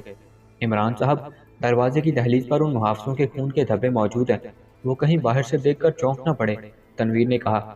مجبوری ہے، اب انہیں فوری طور پر تو صاف نہیں کیا جا سکتا، عمران نے ہونٹ چباتے ہوئے کہا، لیکن پھر اس سے پہلے کہ ان کے درمیان مزید کوئی بات ہوتی، اچانک چھت پر سے سرر کی آواز سنائی دی، اور ان سب نے لاشعوری طور پر اوپر سر اٹھائے ہی تھے کہ چھت میں سے سرخ روشنی کے دھارے نکل کر اس جگہ پڑے جہاں وہ سب موجود تھے، اور اس کے ساتھ ہی عمران سمیت اس کے سارے ساتھی اس طرح زمین پر گر پڑے جیسے ان کے جسموں سے اچانک کسی نے روحیں سلب کر لی ہوں۔ اس کے ساتھ ہی ان کے ذہنوں پر بھی تیزی سے تاریکی پھیلتی چلی گئی۔ دوستو، اگر آپ چینل پر آپ میں سے کوئی نیا ہے تو آپ سے گزارش ہے کہ چینل کو سبسکرائب کر کے گھنٹی کے نشان کو پریس کر لیں، اور جن لوگوں کو ویڈیوز کی نوٹیفیکیشن نہیں ملتی آپ سے گزارش ہے کہ آپ چینل کو انسبسکرائب کریں اور دوبارہ سے سبسکرائب کر کے آل نوٹیفیکیشن پر کلک کر لیں۔ شکریہ۔ یہ سب کیا ہو رہا ہے؟ آخر یہ کیا ہو رہا ہے؟ لارڈ نے غصے سے چیختے ہوئے سامنے موجود میز پر مکہ مارتے ہوئے کہا۔ اس کا چہرہ انتہائی غضبناک نظر آ رہا تھا۔ میز کی دوسری طرف کرسیوں پر 3 آدمی مؤدب بیٹھے ہوئے تھے، ان کے چہروں پر بھی شدید پریشانی نمایاں تھی۔ لارڈ، صورتحال انتہائی خراب ہے، آپ ان سب کو فوری طور پر گولیوں سے اڑا دیں، ایک آدمی نے ڈرتے ڈرتے کہا۔ پھر کیا ہوگا؟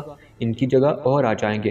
اب دیکھو، یہ جو نئے ماہر آئے ہیں یہ بھی ان دونوں کے ساتھی ہیں۔ اگر میں روم چیکنگ نہ کرتا تو نہ مجھے اس روم میں محافظوں کی لاشیں نظر آتی اور نہ مجھے پتا چلتا کہ یہ لوگ کون ہیں۔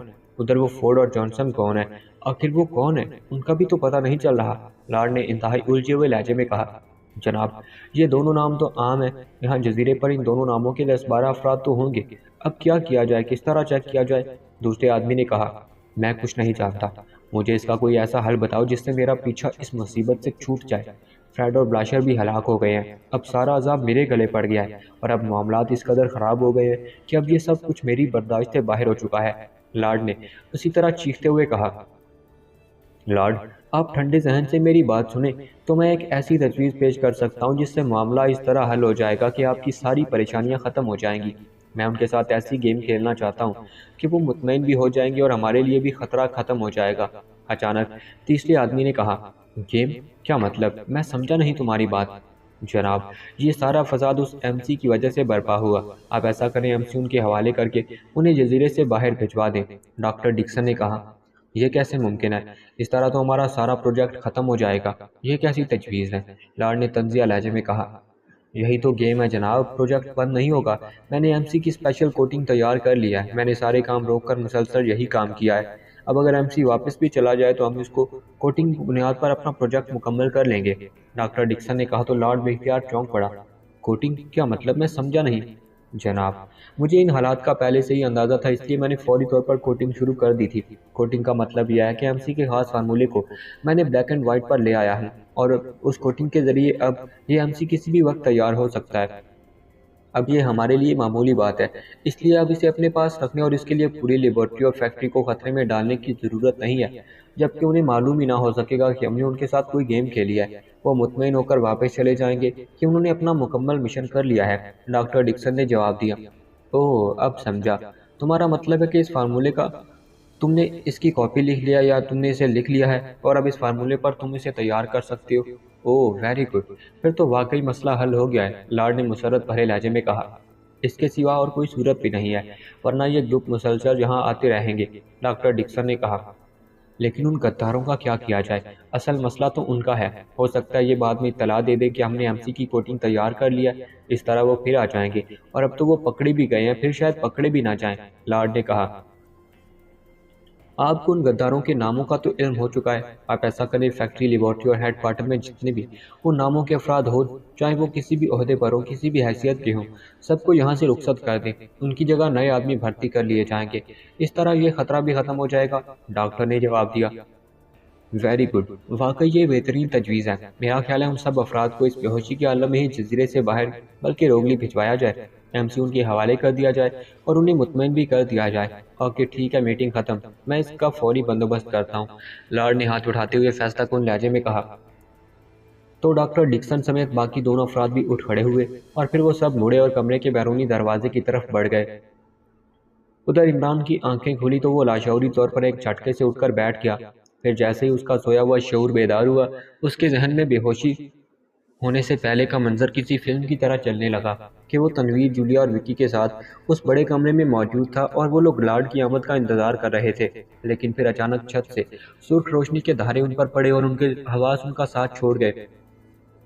یہ سب کچھ یاد آتے ہی عمران نے چونک کر ادھر ادھر دیکھا اور اس کے ساتھ ہی اس کی آنکھیں حیرت سے پھیلتی چلی گئیں، کیونکہ اس نے دیکھا تھا کہ وہ ایک بڑے سے کمرے کے فرش پر بچھے ہوئے قالین پر بیٹھا ہوا تھا۔ اس کے ساتھ ہی تنویر اور جولیا بھی فرش پر ابھی تک بے ہوش پڑے ہوئے تھے اور ان کے ساتھ صفدر اور کیپٹن شکیل بھی موجود تھے، وہ بھی قالین پر بے ہوش پڑے ہوئے تھے۔ چونکہ عمران نے دیکھ لیا تھا کہ تنویر اور جولیا کے چہروں پر میک اپ بدستور موجود ہے، اس لیے وہ سمجھ گیا تھا کہ اس کے اپنے چہرے پر بھی روتھم والا میک اپ موجود ہوگا۔ کمرے کی ایک دیوار میں لوہے کی الماری نصب نظر آ رہی تھی، جبکہ دوسری دیوار کے کونے میں ایک فولادی دروازہ تھا جو بند تھا۔ ایک سائڈ پر کونے میں ایک تپائی رکھی ہوئی تھی جس پر سفید رنگ کا ایک کارڈ لیس فون موجود تھا۔ عمران بے اختیار اٹھ کر کھڑا ہو گیا۔ اتنی بات تو وہ سمجھ گیا تھا کہ لارڈ نے کسی طرح انہیں پہلے چیک کر لیا اور پھر انہیں بے ہوش کر دیا گیا۔ صفدر اور کیپٹن شکیل کے ساتھ موجودگی کا مطلب یہی تھا کہ لارڈ کو یہ معلوم ہو گیا ہے کہ وہ بھی ان کے ہی ساتھی ہیں، اس لیے ان سب کو یہاں اکٹھا رکھا گیا ہے، اور شاید اسے اپنی مخصوص ذہنی ورزشوں کی وجہ سے قبل از وقت ہوش آ گیا تھا، لیکن ان میں سے کوئی بھی بندھا ہوا نہیں تھا۔ عمران ایک جھٹکے سے اٹھ کر کھڑا ہوا، پھر تیزی سے دروازے کی طرف بڑھ گیا۔ اس نے دروازے کو چیک کیا تو دوسرے لمحے یہ محسوس کر کے کہ اس کا دل خوشی سے اچھل پڑا کہ دروازہ بند نہیں تھا۔ اس نے آہستہ سے دروازہ کھولا، باہر ایک راہداری تھی۔ عمران نے سر باہر نکال کر جھانکا تو راہداری خالی پڑی ہوئی تھی۔ وہ اچھل کر راہداری میں آ گیا۔ راہداری ایک طرف سے بند تھی، جبکہ دوسری طرف اس کا اختتام اوپر جاتی ہوئی سیڑھیوں پر ہو رہا تھا۔ سیڑھیوں کے اختتام پر ایک دروازہ تھا اور دروازہ کھلا ہوا نظر آ رہا تھا۔ عمران تیزی سے آگے بڑھا اور پھر سیڑھیاں پھلانگتا ہوا وہ دروازے کے قریب پہنچ گیا۔ اس نے کان لگا کر باہر سے آوازیں سننے کی کوشش کی، لیکن باہر مکمل خاموشی تھی۔ البتہ کچھ فاصلے پر سے ایسی آوازیں سنائی دے رہی تھی جیسے کسی بڑی سڑک پر بھرپور ٹریفک چل رہی ہو۔ عمران نے دروازہ کھولا اور باہر جھانکا۔ یہ ایک برآمدہ تھا اور برآمدہ خالی تھا۔ عمران برآمدے میں نکل آیا۔ برآمدے کے آگے صحن تھا، اس کے بعد چار دیواری اور پھاٹک تھا، اور اس پھاٹک کی دوسری طرف کوئی بڑی سڑک تھی جس پر ٹریفک چل رہی تھی۔ صحن کے اوپر آسمان بھی صاف نظر آ رہا تھا اور چار دیواری کے دونوں طرف چھوٹی بڑی بلڈنگیں بھی نظر آ رہی تھیں۔ یہ کون سی جگہ ہے؟ یہ جزیرہ مجوکا تو نہیں ہے؟ عمران نے انتہائی حیرانی سے کہا اور تیزی سے مڑ کر سائیڈ کمرے کی طرف بڑھ گیا۔ پھر اس نے اس ساری عمارت کو چیک کر لیا، لیکن عمارت میں کوئی آدمی موجود نہیں تھا۔ عمران تیزی سے برآمدے سے نکل کر پھاٹک کی طرف بڑھ گیا۔ اس نے پھاٹک کھولا اور پھر باہر نکل آیا۔ باہر واقعی ایک بڑی سڑک تھی جس پر ٹریفک رواں دواں تھی۔ سامنے ایک ریستوران تھا جس پر بڑا سا نیون سائن موجود تھا۔ نیون سائن وقفے وقفے سے جل رہا تھا۔ عمران اس نیون سائن کو پڑھنے لگا۔ روگلی؟ کیا مطلب؟ ہم روگلی میں ہیں؟ یہ کیسے ہو سکتا ہے؟ عمران نے نیون سائن پر ریستوران کے نام کے نیچے کالونی کا نام اور پتہ میں شہر کا نام روگلی پڑھتے ہوئے انتہائی حیرت بھرے لہجے میں بڑبڑاتے ہوئے کہا۔ کچھ دیر تک ادھر ادھر دیکھنے کے بعد اس نے ایک طویل سانس لیا اور واپس پھاٹک کی طرف مڑ گیا۔ ظاہر اب یہی سوچا جا سکتا تھا کہ لارڈ نے انہیں بے ہوشی کے عالم میں جزیرے سے نکال کر یہاں روگلی کی اس عمارت میں پہنچا دیا ہے، لیکن اس کی کوئی وجہ اس کی سمجھ میں نہیں آ رہی تھی۔ وہ انہیں وہاں بے ہوشی کے عالم میں ہی آسانی سے ہلاک کر سکتا تھا۔ یہی سوچتا ہوا وہ جب واپس اس تہخانے میں پہنچا جہاں اس کے ساتھی موجود تھے تو وہ سب اسی طرح قالین پر بے ہوش پڑے تھے۔ عمران تیزی سے الماری کی طرف بڑھا، الماری کھولی پھر بند کر دی۔ الماری خالی پڑی تھی۔ وہ تپائی پر رکھے کارڈلیس فون کی طرف بڑھنے لگا۔ فون اٹھایا تو اس کے نیچے ایک کاغذ رکھا ہوا تھا۔ عمران نے جلدی سے کاغذ اٹھایا۔ کاغذ پر ایک فون نمبر لکھا ہوا تھا۔ نیچے لکھا تھا، پلیز اس نمبر پر لارڈ سے رابطہ کر لیں تاکہ آپ کو تفصیلات کا علم ہو سکے۔ اس عبارت کے نیچے کسی کے دستخط نہیں تھے۔ حیرت ہے، یہ تو سب کچھ کوئی فلمی سین محسوس ہو رہا ہے، عمران نے بڑبڑاتے ہوئے کہا۔ تو اسی لمحے اسے اپنے عقب میں کراہنے کی آواز سنائی دی تو وہ تیزی سے پلٹا اور دوسرے لمحے اس نے کیپٹن شکیل کی آنکھوں کو تھر تھراتے ہوئے دیکھا تو وہ سمجھ گیا کہ کیپٹن شکیل ہوش میں آ رہا ہے۔ چند لمحوں بعد کیپٹن شکیل کی آنکھیں ایک جھٹکے سے کھل گئیں اور عمران مسکرا دیا۔ وہ خاموش کھڑا تھا تاکہ کیپٹن شکیل خود ہی پوری طرح ہوش میں آ جائے تو وہ اس سے بات کرے، لیکن ابھی کیپٹن شکیل پوری طرح ہوش میں نہیں آیا تھا کہ صفدر کی آنکھیں تھر تھرانے لگیں اور پھر ایک ایک کر کے چند لمحوں کے وقفے سے یہ سارے ساتھی ہوش میں آنے لگ گئے۔ یہ ہم کہاں ہیں اور یہ لوگ کون ہو سکتے ہیں؟ کیپٹن شکیل نے اٹھ کر بیٹھتے ہوئے اور ادھر ادھر دیکھتے ہوئے کہا۔ پھر اس کی نظریں فرش پر پڑے ہوئے تنویر اور جولیا کے ساتھ ساتھ تپائی کے ساتھ کھڑے ہوئے عمران پر جم گئی۔ میں تو سمجھا تھا کہ کیپٹن شکیل کی ذہانت اس مشن پر کھل کر سامنے آ جائے گی، لیکن شاید اس کی ذہانت کو اس زہریلے جزیرے کے زہر نے آلودہ کر دیا ہے، عمران نے مسکراتے ہوئے اپنے اصل لہجے میں کہا تو کیپٹن شکیل بے اختیار اچھل کر کھڑا ہو گیا۔ اس کی آنکھیں حیرت سے پھیلتی چلی گئیں۔ آپ عمران صاحب؟ کیپٹن شکیل نے حیرانی سے کہا۔ اسی لمحے صفدر بھی اٹھ کر بیٹھ گیا۔ نہ صرف میں ہوں بلکہ میرے ساتھ جناب قبلہ تنویر صاحب اور سیکرٹ سروس کی ڈپٹی چیف صاحبہ مس جولیانا فٹس واٹر بھی موجود ہیں۔ عمران نے ہاتھ سے قالین پر پڑے ہوئے تنویر اور جولیا کی طرف اشارہ کیا جو ہوش میں آنے کی کیفیت سے گزر رہے تھے۔ مگر یہ ہم کہاں ہیں اور آپ لوگ یہاں کیسے پہنچ گئے؟ کیپٹن شکیل نے انتہائی حیرانی سے کہا۔ تمہارا کیا خیال ہے ہم کہاں ہو سکتے ہیں؟ عمران نے الٹا سوال کیا۔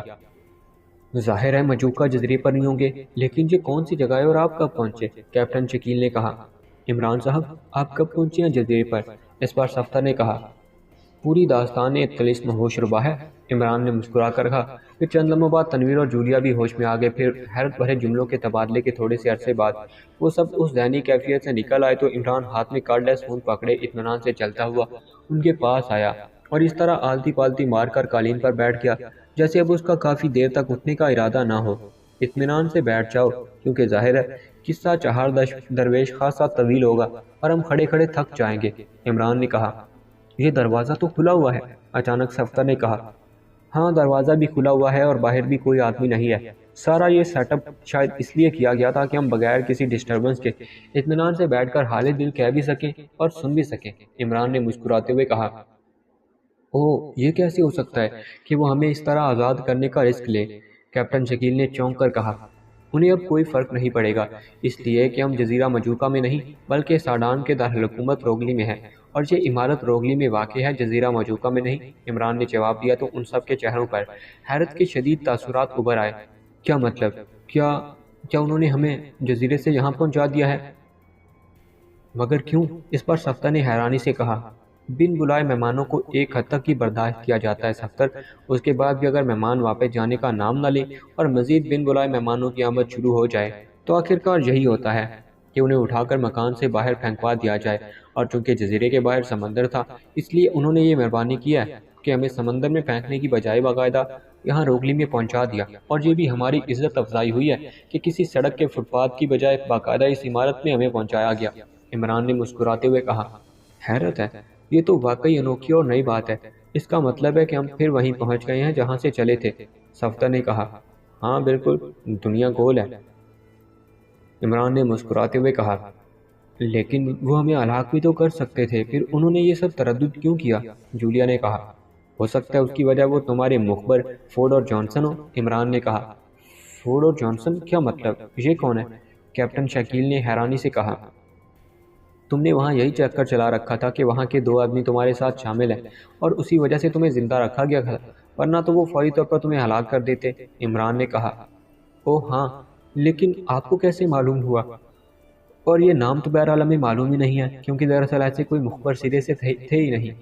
کیپٹن شکیل نے کہا، ان کے یہ نام میں نے رکھے ہیں، اور خاص طور پر یہ نام اس لیے رکھے کہ یہ عام سے نام ہے، اس لیے وہ فوری طور پر انہیں ٹریس نہ کر سکیں گے۔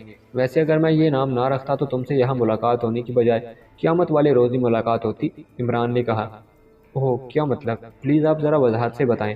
کیپٹن شکیل نے حیرانی سے کہا، اسی لیے تو کہہ رہا تھا کہ پورا قصہ 4 درویش اور ایک درویشنی ہے۔ معاف کرنا، درویش کی مونس درویشنی ہی ہو سکتی ہے، ویسے شاید کوئی عورت آج تک درویش بنی نہیں، اس لیے درویشنی نام کبھی سنا بھی نہیں۔ عمران نے کہا، اور سب ساتھی بے اختیار ہنس پڑے۔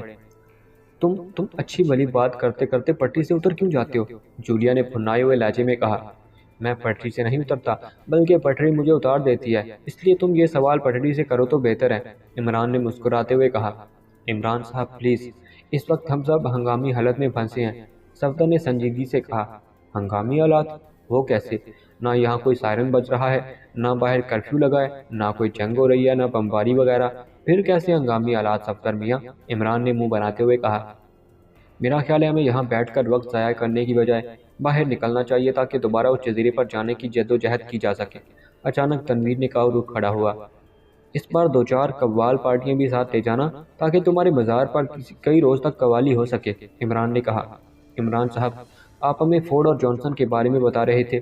اچانک کیپٹن شکیل نے انتہائی سنجیدہ لہجے میں کہا، ارے ہاں، اصل میں جب میں تنویر اور جولیا مجوکا ذریعے ہم تینوں پہنچے تو ہمیں یہ معلومات مل گئی کہ تم پہلے گرفتار ہوئے، پھر 2 غداروں کی شناخت کے لیے تمہیں زندہ رکھا گیا، لیکن تم کسی طرح آزاد ہو گئے اور تم نے ان کا کنٹرول روم تباہ کر دیا، فریڈ اور بلاشر کو ہلاک کیا، لیکن ماسٹر کمپیوٹر کنٹرول روم نے تمہیں پھر قابو کیا گیا اور تم ایک بار پھر گرفتار ہو گئے، اور اب لارڈ واسکر تمہیں ڈیل کر رہا ہے۔ ہم اس کنٹرول روم میں پہنچے، وہاں اتفاق سے مجھے ایک ایسی مشین نظر آئی جو آڑ میں ہونے کی وجہ سے تباہ ہونے سے بچ گئی تھی۔ یہ I D searching and checking machine تھی۔ میں نے اسے آن کیا تو اس پر وہ جگہ سامنے آ گئی جہاں لاشعور سے معلومات حاصل کرنے والی مشین موجود تھی، وہاں لارڈ بھی موجود تھا۔ اس مشین کے ذریعے چیک کر لیا گیا کہ تم نے 2 آدمیوں کے بارے میں ڈوج دیا ہے، جبکہ ایسی کوئی آدمی موجود نہیں ہے۔ اس پر لارڈ نے تمہیں بے ہوشی کے عالم میں ہلاک کرنے کا حکم دیا۔ اس پر مجبوراً مجھے چکر جلانا پڑا۔ میں نے 0 فریکوینسی پر ٹرانسمیٹر آن کر کے خود ہی فورڈ اور پھر خود ہی جانسن بن کر اس طرح بات کی کہ لارڈ کو یقین آ گیا کہ ان دونوں آدمیوں کا جو تمہارے ساتھ دے رہے ہیں وجود ہے، اور ساتھ ہی تمہیں یہاں پہنچنے سے پہلے اس مشین کے سلسلے میں 0 کر دیا گیا ہے، اس لیے مشین تمہیں چیک نہیں کر سکی۔ اس طرح لارڈ فوری طور پر تمہیں ہلاک کرنے سے باز آ گیا۔ عمران نے کہا، اس کے ساتھ ہی اس نے اپنے اور اپنے ساتھیوں کے بے ہوش ہونے تک کی پوری تفصیل بتا دی۔ اوہ، پھر تو آپ واقعی ہمارے لیے رحمت کا فرشتہ ثابت ہوئے ہیں عمران صاحب، ورنہ ہم تو اسی حالت میں مارے جا چکے ہوتے۔ کیپٹن شکیل اور صفدر نے کہا، یہ تو معلوم نہیں کہ ہمارے لیے رحمت کا فرشتہ کون ثابت ہوا ہے، لیکن تم نے یہ نہیں بتایا کہ تم لوگوں نے وہاں جا کر کیا کیا کارروائی نمایاں سر انجام دی ہیں تاکہ ان معلومات کے تبادلے کے بعد آئندہ کا لائے عمل طے کیا جا سکے۔ عمران نے مسکراتے ہوئے کہا تو کیپٹن شکیل نے مختصر طور پر روگلی پہنچنے سے لے کر جزیرے پر جانے اور وہاں آخری بار بے ہوش ہونے تک کے خاص واقعات اسے بتا دیے۔ اوہ، اس کا مطلب ہے کہ تم ایم سی تک پہنچ گئے تھے۔ ویری گڈ، ویسے تم نے انتہائی ذہانت بھرے انداز میں مشن پر کام کیا ہے، ورنہ بظاہر تو وہاں کسی کا داخلہ ہی ناممکن تھا۔ عمران نے مسکراتے ہوئے جواب دیا، لیکن اس ذہانت کا فائدہ کیا ہوا؟ ہم پھر 0 پوزیشن میں آ گئے۔ کیپٹن شکیل نے کہا، یہ تم کارڈ لیس فون پیس کیوں ہاتھ میں لیے بیٹھے ہو؟ یہ کہاں سے ملا تمہیں؟ جولیا نے کہا۔ یہ یہیں موجود تھا اور اس کے نیچے کاغذ پڑا تھا جس پر فون نمبر لکھا ہوا ہے، ساتھ ہی یہ ہدایت بھی کہ ہوش میں آنے کے بعد لارڈ واسکر سے رابطہ کر لیا جائے تاکہ تفصیلات کا علم ہو سکے۔ میں نے اب تک اس لیے کال نہیں کی تاکہ پہلے ہم اپنے طور پر تو تفصیلات کا تبادلہ کر لیں، عمران نے کہا۔ اس کا مطلب ہے کہ ہمیں کسی خاص منصوبے کے تحت جہاں بھیجا گیا ہے، جولیا نے کہا۔ ظاہر ہے، ورنہ اتنا تردد کرنے کی انہیں کیا ضرورت تھی، عمران نے کہا، اور اس نے پھر فون پیس میں موجود لاؤڈ کا بٹن دبا دیا۔ اس کے بعد وہ نمبر پریس کرنے شروع کیے جو کاغذ پر موجود تھے۔ دوسری طرف بجنے والی گھنٹی کی آواز چند لمحے آتی رہی۔ لاؤڈر کی وجہ سے کمرے میں موجود سب افراد دوسری طرف کی آواز بخوبی سن رہے تھے۔ پھر کسی نے ریسیور اٹھا لیا۔ یس، ایک نسوانی آواز سنائی دی۔ روگلی کے ٹاور روڈ پر واقع بلیو لائٹ ریسٹوران کے سامنے ایک چھوٹی سی عمارت کے تہخانے میں ہمیں ہوش آیا ہے، اور اسی تہخانے میں یہ فون پیس بھی موجود تھا، اور اس کے نیچے ایک کاغذ بھی جس پر آپ کا فون نمبر لکھا ہوا تھا، اور اس کے نیچے ایک فقرہ بھی کہ ہوش میں آنے کے بعد اس نمبر پر فون کر لیں تاکہ ہمیں تفصیلات بتائی جا سکیں۔ چنانچہ اب برائے کرم وہ تفصیلات بتا دیں، عمران نے کہا۔ آپ کون صاحب بول رہے ہیں، علی عمران یا کوئی اور صاحب؟ دوسری طرف سے پوچھا گیا تو سب چونک پڑے۔ کیا آپ نے علی عمران صاحب کو دیکھا ہے؟ اگر دیکھا ہے تو پلیز بتا دیں کہ وہ آپ کو کیسا لگا ہے، اور اگر وہ خوبصورت لگا ہے تو پھر آپ برائے کرم اپنی کوئی تصویر بھیجوا دیں، اتنا ہی کافی رہے گا، باقی تفصیلات کی بھی ضرورت نہیں، عمران نے مسکراتے ہوئے کہا۔ تو دوسری طرف سے بولنے والی بے اختیار ہنس پڑی۔ ویری سوری، میں نے تو عمران کو دیکھا نہیں ہے، مجھے تو یہ حکم دیا گیا تھا کہ اگر اس نمبر پر پاکیشائی سیکرٹ ایجنٹ علی عمران کا فون آئے تو میں ان کا رابطہ مجوکہ جزیرے پر لارڈ صاحب سے کرا دوں۔ لارڈ صاحب صرف علی عمران سے ہی بات کرنا چاہتے ہیں، دوسری طرف سے کہا گیا۔ کیا لارڈ صاحب کی صاحبزادی ابھی تک غیر شادی شدہ ہے؟ عمران نے کہا۔ صاحبزادی؟ کیا مطلب؟ وہ تو غیر شادی شدہ ہیں، دوسری طرف سے چونک کر کہا۔ میں سمجھا تھا کہ شاید لارڈ صاحب کو میں پسند آ گیا ہوں بطور داماد، اس لیے وہ مجھ سے ہی خصوصی طور پر بات کرنا چاہتے ہیں، عمران نے جواب دیا۔ اس کا مطلب ہے کہ آپ علی عمران صاحب ہی بول رہے ہیں، دوسری طرف سے کہا گیا۔ جی ہاں، اب کم از کم اتنا تو آپ بتا سکتی ہیں کہ میری آواز سن کر آپ کے ذہن پر، یعنی آپ کے ذہن کے پردے پر میری کیسی تصویر ابھری ہے، عمران نے کہا۔ آپ کی آواز سے تو یہی لگتا ہے کہ آپ وجیح اور نوجوان ہیں، بہرحال آپ ہولڈ آن کریں، میں لارڈ صاحب سے رابطہ کر کے آپ سے بات کراتی ہوں، دوسری طرف سے ہنستے ہوئے کہا۔ شکریہ، بے حد شکریہ، اب کم از کم آپ اپنا نام اور پتہ تو بتا دیں تاکہ مزید کچھ سلسلہ قائم ہو سکے، عمران نے کہا۔ میرا نام ریٹا ہے اور میں یہاں لارڈ صاحب کی ایک کاروباری فرم میں مینیجر ہوں، دوسری طرف سے کہا گیا، اور اس کے ساتھ ہی فون پر خاموشی طاری ہو گئی۔ یہ عورتوں سے بات کرتے ہوئے تمہیں کیا ہو جاتا ہے؟ فوراً تم گھٹیا باتیں شروع کر دیتے ہو، جولیا نے پھنکارتے ہوئے لہجے میں کہا۔ عورتوں سے باتیں؟ کیا مطلب؟ میں نے کب عورتوں سے باتیں کی ہیں؟ میں تو مس ریٹا سے بات کر رہا تھا، عمران نے حیرت سے کہا۔ میرے سامنے آئندہ ایسی گھٹیا حرکت کی نا تو، جولیا نے اسی طرح غصیلے لہجے میں کہا۔ تو پھر میں خود باتیں شروع کر دوں گی، عمران نے اس کی بات کاٹتے ہوئے کہا۔ تو جولیا نہ جانے اس کی بات سن کر کیا سوچ کر بے اختیار ہنس پڑی۔ ہیلو، کیا آپ لائن پر ہیں؟ دوسری طرف سے ریٹا کی آواز سنائی دی۔ کس لائن کی بات کر رہی ہیں آپ؟ برانچ لائن یا مین لائن؟ عمران نے جواب دیا۔ لارڈ صاحب سے بات کریں، دوسری طرف سے ریٹا نے تیزی سے کہا، اور اس کے ساتھ لارڈ کی آواز سنائی دی۔ ہیلو، میں لارڈ واسکر بول رہا ہوں، جزیرہ مجوکہ سے۔ لارڈ کا لہجہ خاصا بے تکلف تھا، جیسے وہ کسی گہرے دوست سے بات کر رہا ہو۔ آپ کی جاگیر کیا اب صرف اس زہریلے جزیرے تک کی محدود ہو گئی ہے لارڈ صاحب؟ پھر تو آپ کو لارڈ مجوکہ کا خطاب استعمال کرنا چاہیے، عمران نے مسکراتے ہوئے کہا۔ تم علی عمران بات کر رہے ہو؟ دوسری طرف سے لارڈ کا لہجہ یکلخت سپاٹ ہو گیا تھا۔ جی ہاں، مجھ حقیر فقیر پرتقصیر ہمچدان بندہ نادان کو علی عمران ہی کہتے ہیں، عمران نے جواب دیا۔ یہ تم نے کیا الفاظ بولے ہیں؟ یہ کس زبان کے الفاظ ہیں؟ شاید پاکیشائی زبان بول رہے ہو، لیکن سوری، مجھے یہ زبان نہیں آتی۔ بہرحال تم لوگوں نے ہوش میں آنے کے بعد یہ چیک کر لیا ہوگا کہ تم سب روگلی میں موجود ہو، اور تم یقیناً اس بات پر حیران ہوگے کہ میں نے تمہیں مجوکہ جزیرے سے زندہ سلامت کیوں روگلی پہنچایا ہے۔ حالانکہ میں چاہتا تو تمہیں اور تم سے پہلے آنے والے تمہارے ساتھیوں کو آسانی سے ہلاک بھی کر سکتا تھا، دوسری طرف سے لارڈ نے کہا۔ پہلے تو یہ بتائیے کہ تم نے کیسے یہ فرض کر لیا کہ ہمارا تعلق پاک ایشیا سے ہے، جبکہ ہمارا تعلق تو پاک ایشیا کے دشمن ملک کافرستان سے ہے، عمران نے کہا۔ کیونکہ لارڈ بھی مسلسل اسے تم کہہ کر مخاطب کر رہا تھا، عمران نے اسے تم کہا تھا۔ جب تک تمہارا نام سامنے نہیں آیا تھا ہم یہی سمجھتے رہے کہ تمہارا تعلق کافرستان سے ہی ہے، لیکن تمہارا نام اس قدر مشہور ہے کہ یہ نام سامنے آتے ہی ہماری بات ساری سمجھ میں آ گئی، ورنہ اس سے پہلے میں خود حیران تھا کہ ہم نے ایم سی تو پاکیشیا سے حاصل کیا، لیکن ایم سی کے خلاف کام کافرستانی کر رہے ہیں۔ لارڈ نے جواب دیا، جہاں تک مجھے یاد ہے مجھے اب تک تم سے براہ راست تعارف کا شرف تو حاصل نہیں ہو سکا، پھر میرا نام کیسے سامنے آ گیا؟ عمران نے کہا، تم لوگوں نے واقعی بڑی ذہانت سے مجھے بلانے کی منصوبہ بندی کی تھی، وہ مخصوص الفاظ کے کارڈ کی منصوبہ بندی، لیکن میری عادت ہے کہ کہیں جانے سے پہلے میں اس جگہ کو چیک کرتا ہوں۔ جزیرے کی ہر عمارت میں اس قسم کے وسیع انتظامات موجود ہیں، اس لیے میں نے اپنی عادت کے مطابق جب چیکنگ کی تو وہاں محافظوں کی لاشیں نظر آ گئی۔ اس کے ساتھ ساتھ تمہارے ساتھی نے تم سے بات کرتے ہوئے تمہیں عمران کے نام سے پکارا تو میں سمجھ گیا کہ تم کون ہو، پھر تمہیں بے ہوش کر کے تمہارے ساتھیوں کے پاس پہنچایا گیا۔ یہ درست تھا کہ باوجود بے پناہ کوشش کے ہم تمہارا اور تمہارے ساتھ آنے والوں کا میک اپ صاف نہیں کر سکے، لیکن بہرحال یہ بات طے تھی، تم عمران ہو۔ اور چونکہ پاکیشیا سے ایم سی حاصل کرنے سے پہلے ہم نے وہاں کی تمام ایجنسیوں کے بارے میں باقاعدہ معلومات حاصل کی تھی، اس لیے ہمیں معلوم ہو گیا تھا کہ تم پاکیشیا تو کیا پوری دنیا میں شیطان کی طرح مشہور ہو اور پاکیشیا سیکرٹ سروس کے لیے کام کرتے ہو۔ اس طرح جب تمہارا نام سامنے آئے تو ہمیں فوراً معلوم ہو گیا کہ ہمارے خلاف کام کرنے والے کافرستانی بھی نہیں اور عام مجرم بھی نہیں، بلکہ پاکیشیا سیکرٹ سروس کے ارکان ہیں، اور تم نے اور اس سے پہلے آنے والے تمہارے دو ساتھیوں نے جس قسم کی کارکردگی اور صلاحیتوں کا مظاہرہ کیا، حقیقت یہ ہے کہ ہم اس سے خوفزدہ ہو گئے۔ ہم نے اپنی طرف سے مجوکہ جزیرے میں ایسے انتظامات کر رکھے تھے کہ ہمارے خیال کے مطابق کوئی فرد کسی بھی صورت میں اس جزیرے تک نہیں پہنچ سکتا تھا، لیکن تم بھی اور تمہارے پہلے آنے والے ساتھی بھی انتہائی حیرت انگیز طور پر نہ صرف جزیرے پر پہنچ گئے بلکہ ایسی کارروائیاں کی کہ ہمارے اہم ترین آدمی فریڈ اور بلاشر بھی مارے گئے اور ہماری انتہائی قیمتی مشینری بھی تباہ ہو گئی۔ چنانچہ تم سب کی گرفتاری کے بعد ہمارے سامنے دو راستے تھے کہ یا تو ہم تمہیں ہلاک کر دیتے، لیکن دو آدمی جزیرے پر ایسے تھے جو تم لوگوں سے ملے تھے، اور یہ بات ہمارے لیے انتہائی خطرناک تھی۔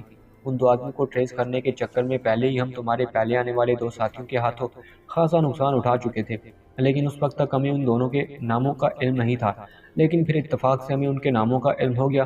لیکن یہ دونوں نام ایسے تھے جو عام تھے، اور جزیرے پر تقریباً ان ناموں کے 10-12 آدمی موجود ہیں، اور تم لوگوں کو دوبارہ ہوش میں لا کر پورے جزیرے پر کام کرنے والوں کی تم سے شناخت کرانا، یہ سب کچھ ہمیں انتہائی خطرناک لگ رہا تھا۔ چنانچہ ہم نے فیصلہ کیا کہ بجائے اس سارے خطرناک کھیل کے ہم ان دونوں ناموں کے جزیرے پر موجود ہر شخص کو جزیرے سے ہی رخصت کر دیں۔ یہ بات طے کر لینے کے بعد ہمارے لیے بہت آسان سی بات تھی کہ تم سب کو ختم کر دیا جاتا، لیکن تمہارا تعلق پاکیشیا سیکرٹ سروس سے ہے، اور اسی بات نے ہمیں مجبور کیا کہ ہم کوئی ایسا فیصلہ کریں جس سے یہ مسئلہ ہمیشہ کے لیے ختم ہو جائے، ورنہ تمہاری ہلاکت کے بعد پاکیشیا سیکرٹ سروس تو ختم نہ ہو سکتی تھی، وہاں سے اور ایجنٹ آ جاتے، اور ظاہر ہے وہ بھی تم لوگوں کی طرح ہی صلاحیتوں کے مالک ہوں گے۔ ہم آخر کب تک مقابلہ کرتے رہتے؟ اس لیے ہم نے آخرکار ایک اور فیصلہ کیا کہ ہم اپنی شکست تسلیم کر لیں۔ ہم نے جس پروجیکٹ کے لیے ایم سی حاصل کیا تھا ہم اس پروجیکٹ کو ہی ڈراپ کر دیتے ہیں، کیونکہ ایک پروجیکٹ کی خاطر ٹاپ ورلڈ کا سب کچھ داؤ پر لگا دینا عقل مندی نہیں تھی۔ چنانچہ اس فیصلے کے بعد ہم نے تم سب کو روگلی میں عمارت میں پہنچا دیا اور فون وہاں رکھوا دیا۔ تم لوگ گیس کی وجہ سے بے ہوش تھے، اور اس کا وقت ختم ہونے پر ہی تمہیں ہوش آنا تھا۔ ایم سی بھی اسی تہخانے کی الماری میں موجود ہے، اور یہ اصل ہے، بے شک تم اسے خود چیک کر سکتے ہو، یا تمہارے ملک کے سائنسدان بھی چیک کر سکتے ہیں۔ تم اس کمرے کی دیوار میں نصب الماری کے سب سے نچلے خانے پر زور سے ہاتھ مارو گے تو یہ الماری کھل جائے گی، یعنی گھوم جائے گی، اور پھر وہ ڈبہ سامنے آ جائے گا جس میں ایم سی موجود ہے۔ اس کے ساتھ ساتھ میرا یہ بھی وعدہ ہے کہ انڈر ٹاپ ورلڈ کبھی بھی پاکیشیا کے خلاف کوئی کام نہیں کرے گی، اور مجھے یقین ہے کہ تم بھی ہمارا یعنی ٹاپ ورلڈ کا پیچھا چھوڑ دو گے۔ دوسری طرف سے لارڈ واسکر نے تفصیل سے بات کرتے ہوئے کہا، ایک منٹ لارڈ واسکر، میں پہلے ایم سی کو چیک کر لوں، اس کے بعد تم سے بات ہوگی، عمران نے کہا۔ اس کے ساتھ ہی اس نے وقتی طور پر فون آف کرنے والا بٹن پریس کر دیا، جبکہ اس دوران کیپٹن شکیل تیزی سے چلتا ہوا اس الماری کی طرف بڑھ گیا تھا۔ اس نے لارڈ کے بتائے طریقے کے مطابق الماری کے نچلے حصے پر ہاتھ مارا، اس کے ساتھ ہی سامنے ایک ڈبہ نظر آیا۔ عمران سمیت کمرے میں موجود سب ساتھیوں کے چہروں پر انتہائی حیرت کے تاثرات جیسے منجمد ہو کر رہ گئے تھے، کیونکہ کسی بھی مشن میں ایسی سچویشن پہلی بار سامنے آئی تھی کہ مخالف تنظیم نے اس طرح سب کچھ ان کے حوالے کر دیا۔ کیپٹن شکیل نے ڈبہ اٹھایا، اسے کھول کر اس میں موجود ایم سی باہر نکال دیا۔ عمران نے کہا، مجھے دکھاؤ، تو کیپٹن شکیل نے آگے بڑھ کر ایم سی اس کے ہاتھ میں دے دیا۔ عمران نے ایم سی کو بغور چیک کرنا شروع کر دیا۔ حیرت ہے، یہ تو واقعی اصل ایم سی ہے اور اسے استعمال بھی نہیں کیا گیا۔ عمران نے حیرانی سے کہا، ہو سکتا ہے ان لوگوں نے اس کی نقل تیار کر لی ہو، اس لیے اسے واپس کر دیا ہو۔ اچانک تنویر نے کہا تو عمران بے اختیار چونک پڑا۔ اس کی نقل تو تیار نہیں ہو سکتی، کیونکہ یہ انتہائی پیچیدہ آلہ ہے اور نقل تیار کرنے میں کافی طویل عرصہ لگ سکتا ہے۔ البتہ تمہاری بات سن کر میرے ذہن میں ایک خیال آیا ہے کہ اس کی سائنسی کوٹنگ نہ کر لی گئی ہو، عمران نے کہا۔ سائنسی کوٹنگ وہ کیا ہوتی ہے؟ تنویر نے پوچھا۔ یہ ایک سائنسی اصطلاح ہے، تفصیل تو نہیں سمجھائی جا سکتی، البتہ مختصر طور پر اتنا بتاتا ہوں کہ اس کی تکنیک اور فارمولے کو سائنسی اشارات میں لکھ لیا گیا ہو۔ اگر یہ کوٹنگ درست ہو تو اس آلے کی مدد عدم موجودگی میں بھی اس کوٹنگ کی مدد سے دوبارہ یہ آلہ تیار کیا جا سکتا ہے۔ یہ تکنیک ابھی حال ہی میں ایجاد ہوئی، لیکن اس کے ساتھ ساتھ یہ انتہائی پیچیدہ تکنیک ہے، اور انتہائی معمولی سی غلطی بھی اگر کوٹنگ میں ہو جائے تو پھر وہ آلہ کسی بھی صورت میں درست طور پر تیار نہیں ہو سکتا۔ عمران نے وضاحت کرتے ہوئے کہا۔ پھر اب یہ کیسے معلوم ہوگا کہ اس کی کوٹنگ کی گئی ہے یا نہیں؟ صفدر نے کہا۔ اگر کر لی بھی گئی ہے تو اس سے پاک ایشیا کو کیا فرق پڑے گا؟ کرتے رہیں۔ ہمارا تو مسئلہ یہ تھا کہ سالے کی واپسی سے ہمارا مسئلہ حل ہو جائے گا، تنویر نے کہا۔ نہیں تنویر، یہ اہم پوائنٹ ہے۔ اس آلے کی مدد سے پاک ایشیا میں جو کچھ تیار کیا جانا مقصود ہے اس کا تعلق براہ راست پاک ایشیا کے دفاع سے ہے۔ ہم اس آلے کی مدد سے دفاع کا جدید نظام تیار کر کے پاک ایشیا میں نصب کر دیں اور یہ سمجھ لیں کہ ہم قطعی محفوظ ہو گئے ہیں۔ لیکن کل ٹاپ ورلڈ اس کوٹنگ کی مدد سے ایسا ہی پروجیکٹ تیار کر کے کافرستان یا پاک ایشیا کے کسی دوسرے ہمسایہ ملک کو فروخت کر دے تو تم سمجھ سکتے ہو کہ ملک کی سلامتی کو کس حد تک خطرہ لاحق ہو جائے گا۔ عمران نے سنجیدگی سے کہا۔ او واقعی، یہ پوائنٹ واقعی اہم ہے۔ آئی ایم سوری، میرا ذہن اس طرف نہیں گیا تھا۔ تنویر نے عادت کے مطابق فوراً اپنی غلطی تسلیم کرتے ہوئے کہا۔ تمہارا یہ اعتراف ہی تمہاری عظمت کی دلیل ہے تنویر، عمران نے تحسین آمیز لہجے میں کہا۔ اس کے ساتھ ہی اس نے فون کو وقتی طور پر معطل کر دینے والا بٹن آن کر دیا۔ Hello, Ali Imran speaking. عمران کا لہجہ اس پر خاصا سنجیدہ تھا۔ ہاں، کیا تم نے چیک کر لیا؟ مجھے یقین ہے کہ اب تم مطمئن ہو گئے ہو، کیونکہ میں نے واقعی انتہائی نیک نیتی اور خلوص کے ساتھ اصل ایم سی تمہیں بھجوا دیا ہے، لارڈ نے جواب دیا۔ ایم سی تو واقعی اصل ہے اور اسے استعمال بھی نہیں کیا گیا، لیکن اس کا اہم ترین پرزہ لوکیشن مینر اس کے ساتھ موجود نہیں ہے، لوکیشن میٹر، اور اس کے بغیر یہ آلہ بالکل بیکار ہے، عمران نے جواب دیا۔ لوکیشن میٹر وہ کیا ہوتا ہے؟ ایسا کیسے ممکن ہے؟ میں نے ڈاکٹر ڈکسن کے کہنے پر ہی یہ فیصلہ کیا تھا، اور یہ آلہ بھی ڈاکٹر ڈکسن کی تحویل میں تھا اور اسی نے پیک کر کے مجھے بھجوایا ہے۔ تمہیں ضرور غلط فہمی ہوئی ہے، ایسا ممکن ہی نہیں، لارڈ نے چونکتے ہوئے کہا۔ مجھے ڈاکٹر ڈکسن پر قطعی شک نہیں۔ اصل میں یہ پرزہ اس قدر باریک اور نازک ہوتا ہے کہ یہ آلے کی ذرا سی رف ہینڈلنگ سے گر بھی سکتا ہے۔ آپ کو چونکہ ایسے پیچیدہ سائنسی آلات کے بارے میں تفصیل کا علم نہیں ہو سکتا، اس لیے آپ ڈاکٹر ڈکسن سے میری بات کرائیں، وہ میری بات سمجھ جائیں گے۔ پھر اس پرزے کے حصول کے بعد ہم واپس پاک ایشیا چلے جائیں گے، اور اگر آپ نے اپنا عہد نبھایا تو آپ کی تنظیم پاک ایشیا کے خلاف کی کارروائی آپ آئندہ نہیں کریں گے تو ہم بھی ٹاپ ورلڈ کو بھول جائیں گے ہمیشہ کے لیے، عمران نے جواب دیا۔ فون ہولڈ کرو، میں ڈاکٹر ڈکسن کو بلا لیتا ہوں، اسے آنے میں 10 منٹ لگ جائیں گے، اس لیے تمہیں 10 منٹ انتظار کرنا پڑے گا۔ ٹھیک ہے، میں انتظار کر لیتا ہوں، عمران نے کہا۔ اس کے ساتھ ہی اس نے ایک بار پھر بٹن پریس کر کے فون کو عارضی طور پر آف کر دیا۔ آپ اس ڈاکٹر سے کیا کہیں گے؟ صفدر نے عمران سے کہا۔ دیکھو، اس سے بات ہو تبھی پتہ چلے گا کہ وہ کس ذہنی سطح کا آدمی ہے، اس کے بعد ہی کچھ سوچا جا سکتا ہے، عمران نے کہا۔ پھر بھی آپ نے کچھ نہ کچھ تو سوچا ہی ہوگا، صفدر نے کہا۔ میرے ذہن میں فی الحال تو صرف اتنا ہے کہ بس یہ معلوم کر لیا جائے کہ میرے اندازے کے مطابق کوٹنگ ہوئی ہے یا نہیں۔ اگر ہوئی ہے تو اس کا مطلب ہے کہ ہمارے ساتھ گیم کھیلی جا رہی ہے، ایسی صورت میں لامحالہ ہمیں دوبارہ اس جزیرے پر جانا ہوگا۔ یہ اور بات ہے کہ ہم فوری طور پر تو پاک ایشیا واپس چلے جائیں، لیکن پھر کسی بھی وقت اچانک وہاں دھاوا بول دیں، اور اگر کوٹنگ نہیں ہوئی تو پھر ہم اطمینان سے واپس جا سکتے ہیں، عمران نے جواب دیا۔ عمران صاحب، میرے ذہن میں ایک تجویز آئی ہے جس سے اگر ڈاکٹر ڈکسن نے کوٹنگ کی ہے تو اس کو بیکار کرایا جا سکتا ہے، اچانک کیپٹن شکیل نے کہا تو عمران بے اختیار چونک پڑا۔ یہ کیسے ممکن ہے کہ ہم یہاں بیٹھے کوٹنگ کو بیکار کرا دیں؟ ظاہر ہے کوٹنگ ایک انتہائی پیچیدہ عمل ہے اور اسے پوری احتیاط سے مکمل کیا جاتا ہے اور پھر اسے باقاعدہ چیک کیا جاتا ہے، کیونکہ یہ سارا عمل سائنسی حسابی عمل ہے، اس لیے اس کی چیکنگ کے ایسے طریقے موجود ہوتے ہیں جن سے اسے حتمی طور پر اس کی چیکنگ کی جا سکے کہ کوٹنگ درست ہوئی ہے یا نہیں، اور اگر اس ڈاکٹر ڈکسن نے کوٹنگ کی ہوگی تو لامحالہ اسے چیک کر کے اور اس تسلی کر کے ہی ایم سی ہمیں واپس کیا ہوگا، عمران نے جواب دیا۔ مجھے معلوم ہے، لیکن آپ میری تجویز تو سن لیں، کیپٹن شکیل نے مسکراتے ہوئے کہا۔ اچھا، میری اتنی لمبی تقریر کے باوجود بھی تم تجویز سنانا چاہتے ہو؟ ٹھیک ہے، سناؤ، عمران نے کہا، اور صفدر بے اختیار ہنس پڑا۔ عمران صاحب، یہ ٹھیک ہے کہ ہم آپ کی طرح سائنس میں مہارت نہیں رکھتے، لیکن بہرحال اتنی سد بد تو ہم رکھتے ہیں کہ ہم اس بارے میں سوچ سکیں، کیپٹن شکیل نے مسکراتے ہوئے کہا۔ سد بد چھوڑو، تم منگل بدھ بھی رکھتے ہو، بہرحال بتاؤ، عمران نے کہا۔ کچھ عرصہ پہلے ایکریمیا کے ایک معروف رسالے میں اس کوٹنگ کے بارے میں سائنسدانوں کی ایک کانفرنس کے سلسلے میں مضمون شائع ہوا تھا۔ میں نے اسے پڑھا تھا۔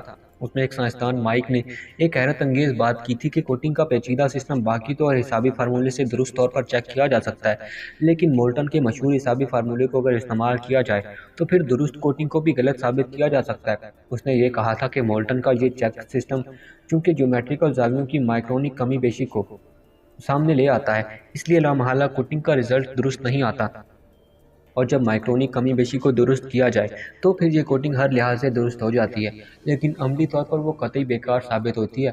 کیا ہم اس سے کوئی فائدہ نہیں اٹھا سکتے؟ کیپٹن شکیل نے جواب دیا تو عمران کی آنکھیں حیرت سے پھیلتی چلی گئیں۔ اوہ واقعی، حیرت انگیز، انتہائی حیرت انگیز۔ ویری گڈ کیپٹن شکیل، تم نے تو سارا مسئلہ ہی حل کر دیا۔ میں نے بھی یہ مضمون پڑھا تھا اور جب میں نے اس کا خود عملی تجربہ کیا تو یہ 100% درست ثابت ہوا تھا۔ گڈ شو، اب اس ڈاکٹر ڈکسن کو واقعی چکر دیا جا سکتا ہے، اس طرح یہاں بیٹھے بٹھائے اس کوٹنگ کو بیکار کرایا جا سکتا ہے۔ میرے ذہن میں یہ خیال بھی نہیں آیا تھا، تم نے بروقت یاد دلا دیا۔ گڈ شو، عمران نے کہا تو کیپٹن شکیل کی آنکھیں مسرت سے ستاروں کی طرح چمک اٹھیں، کیونکہ عمران کی تعریف اس کے لیے واقعی ایک سرٹیفکیٹ کی حیثیت رکھتی تھی۔ باقی ساتھی بھی حیرت سے کیپٹن شکیل کو دیکھ رہے تھے۔ حیرت ہے، مجھے معلوم نہیں تھا کہ سائنس میں تمہارا ذہن اس قدر گہرائی تک کام کرتا ہے، سفتہ نے کہا۔ آخر یہ کیپٹن ہے، اور کیپٹن کو اگر سمندر کی گہرائی کا ہی علم نہ ہو تو جہاز کیسے منزل مقصود تک پہنچ سکتا ہے؟ عمران نے کہا۔ اس کے ساتھ ہی اس نے فون کا بٹن آن کر دیا۔ ہیلو ہیلو، علی عمران بول رہا ہوں، عمران نے کہا۔ یس، لارڈ بول رہا ہوں، ڈاکٹر ڈکسن میرے پاس بیٹھے ہیں، ان سے بات کر لو۔ ان کا تو کہنا ہے کہ آلے کے ساتھ لوکیشن میٹر کا کوئی تعلق ہی نہیں، لارڈ نے کہا۔ آپ بات کرائیں، ڈاکٹر ڈکسن نے، عمران نے سنجیدگی سے کہا۔ ہیلو، میں ڈاکٹر ڈکسن بول رہا ہوں۔ اگر آپ واقعی اس ایم سی کی سائنسی تکنیک کو جانتے ہیں تو پھر مجھے حیرت ہے کہ آپ نے یہ کیسے کہہ دیا کہ اس کے ساتھ لوکیشن میٹر نہیں ہے۔ لوکیشن میٹر کا استعمال تو جنگی جہازوں میں ہوتا ہے، اس سے اس کا کیا تعلق؟ دوسری طرف سے ایک بھاری آواز سنائی دی، لہجہ بہت طنزیہ تھا۔ آپ درست کہہ رہے تھے ڈاکٹر ڈکسن، میں نے کال پینڈنگ کے دوران اس فون سے اپنے ملک کے ایک قابل سائنسدان سے بات کر کے اپنی یہ غلط فہمی دور کر لی ہے، عمران نے معذرت خواہانہ لہجے میں کہا۔ اس کا مطلب ہے کہ اب آپ کو ہماری سچائی پر یقین آ گیا ہے کہ ہم نے واقعی انتہائی نیک نیتی سے یہ سب کچھ کیا ہے، ڈاکٹر ڈکسن نے جواب دیا۔ اس کے لہجے میں مسرت کی جھلکیاں نمایاں تھیں اور عمران اس کے لہجے میں یہ جھلکیاں محسوس کر کے چونک پڑا۔ ڈاکٹر ڈکسن، آپ ایک سائنسدان ہیں اور میں سائنسدانوں کا دل سے احترام کرتا ہوں۔ ویسے بھی آپ ایک معروف سائنسدان ہیں۔ میں نے اپنے ملک کے جس سائنسدان سے بات کی ہے ان کا نام بھی سرداور ہے، انہوں نے مجھ سے آپ کا تعارف کرایا ہے، لیکن مجھے افسوس ہے کہ اس کے باوجود میں یہ کہنے پر مجبور ہوں کہ آپ نے بہرحال سچ نہیں بولا۔ مجھے معلوم ہے کہ آپ نے اس ایم سی کی کوٹنگ کر لیا اور اس کوٹنگ کے بعد یہ آلہ واپس کیا ہے، لیکن اگر آپ یہ بتا دیتے تو ہمیں اس سے کوئی فرق نہ پڑتا، لیکن آپ کی عظمت بہرحال میرے دل میں بڑھی جاتی۔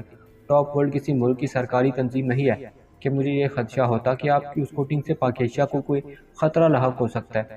ہمارا مشن صرف ایم سی کو حاصل کرنا تھا تاکہ ہمارے ملک کے سائنسدان اس کی مدد سے جس پروجیکٹ پر کام کر رہے ہیں وہ مکمل ہو سکے، اور لارڈ واسکر نے ایم سی واپس کر کے ہمارا مشن مکمل کر دیا ہے، لیکن آپ نے کوٹنگ کی بات چھپا کر مجھے ذاتی طور پر بہت مایوس کیا ہے۔ عمران نے بڑے فنکارانہ انداز میں بات کی تو ڈاکٹر وکسن کو اس نے گھیرنے کی بھی کوشش کی۔ کیا مطلب؟ یہ کوٹنگ سے آپ کا کیا مطلب ہے؟ یہ آپ کیا کہہ رہے ہیں؟ ڈاکٹر ڈکسن نے عمران کی توقع کے عین مطابق بخلائے ہوئے لہجے میں کہا۔ لارڈ صاحب مجھے بتا چکی ہیں ڈاکٹر ڈکسن، اس لیے کچھ چھپانا بیکار ہے۔ ویسے بھی میں نے کہا ہے کہ اس پر ہمیں کوئی اعتراض نہیں ہے، عمران نے جواب دیا۔ اوہ ٹھیک ہے، لیکن بہرحال ٹھیک ہے۔ ڈاکٹر ڈکسن یہ سن کر کے کوٹنگ کے بارے میں لارڈ بتا چکا خاص طور پر پریشان ہو گیا تھا۔ ڈاکٹر ڈکسن، آپ بڑے سائنسدان ہیں، اس لیے اب آپ کو یہ بتانے کی تو ضرورت نہیں کہ آپ نے جو کوٹنگ کیا اسے مولٹن فارمولے کے تحت چیک کر کے درست کر لینا، عمران نے آخر کار اصل بات کرتے ہوئے کہا۔ مولٹن فارمولے کے تحت؟ لیکن اس کی کیا ضرورت ہے؟ میں نے اسے ہر لحاظ سے چیک کر لیا ہے۔ ڈاکٹر ڈکسن نے اس بار واضح طور پر کوٹنگ کا اعتراف کیا۔ اگر آپ اسے درست سمجھتے ہیں تو ایسے ہی صحیح، لیکن بہرحال میرا انتہائی پرخلوص مشورہ یہی ہے کہ آپ اسے مولٹن فارمولے کے تحت چیک کر لیں۔ یہ انتہائی پیچیدہ آلہ ہے، اس کی حتمی چیکنگ مولٹن فارمولے کے تحت ہی ہو سکتی ہے، اس طرح ہر قسم کی غلطی کا امکان ختم ہو جاتا ہے، عمران نے جواب دیا۔ ٹھیک ہے، میں چیک کراتا ہوں۔ اب آپ نے وہم ڈال ہی دیا ہے تو اسے چیک ہو جانا چاہیے۔ ویسے مجھے یقین ہے کہ اس فارمولے کے تحت بھی یہ درستی ثابت ہوگی، ڈاکٹر ڈکسن نے جواب دیا۔ آپ کو کتنا وقت لگے گا چیکنگ میں؟ عمران نے کہا۔ کیوں، آپ کیوں پوچھ رہے ہیں؟ میں صرف یہ معلوم کرنا چاہتا ہوں کہ کیا میرا مشورہ درست ثابت ہوا یا نہیں۔ اگر درست ثابت ہوا تو کم از کم میرا زمین مطمئن ہو جائے گا کہ لارڈ واسکر نے MC واپس کر کے اور ہمیں زندہ روکلی بھجوا کر جو احسان کیا ہے میں نے اس کا بدلہ چکا دیا ہے۔ عمران نے جواب دیا۔ تو آپ اسی لیے بار بار مولٹن فارمولے کے تحت چیکنگ پر زور دے رہے تھے۔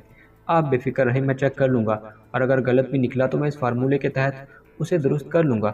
دوسری طرف سے ڈاکٹر ڈکسن نے ہنستے ہوئے کہا، اوکے پھر گڈ بائے، لارڈ واسکر کو بھی سلام دے دیں، عمران نے کہا اور فون کو ایک بار پھر وقتی طور پر آف کر دیا۔ اس کے چہرے پر انتہائی مسرت کے تاثرات تھے۔ تم تو اس طرح خوش ہو رہے ہو جیسے کوٹنگ غلط ثابت ہو گئی ہو، جولیا نے حیرانی سے کہا۔ ہمارا کوٹنگ مشن کامیابی سے مکمل ہو گیا ہے اور اب ہم اطمینان سے واپس جائیں گے کہ اب ٹاپ وارڈ اس پروجیکٹ پر کبھی بھی کام نہیں کر سکے گی۔ اس طرح انہوں نے جو گیم ہم سے کھیلنے کی کوشش کی ہے اس کے جواب میں ہم نے بھی ان کے ساتھ گیم کھیل دی، عمران نے مسکراتے ہوئے کہا۔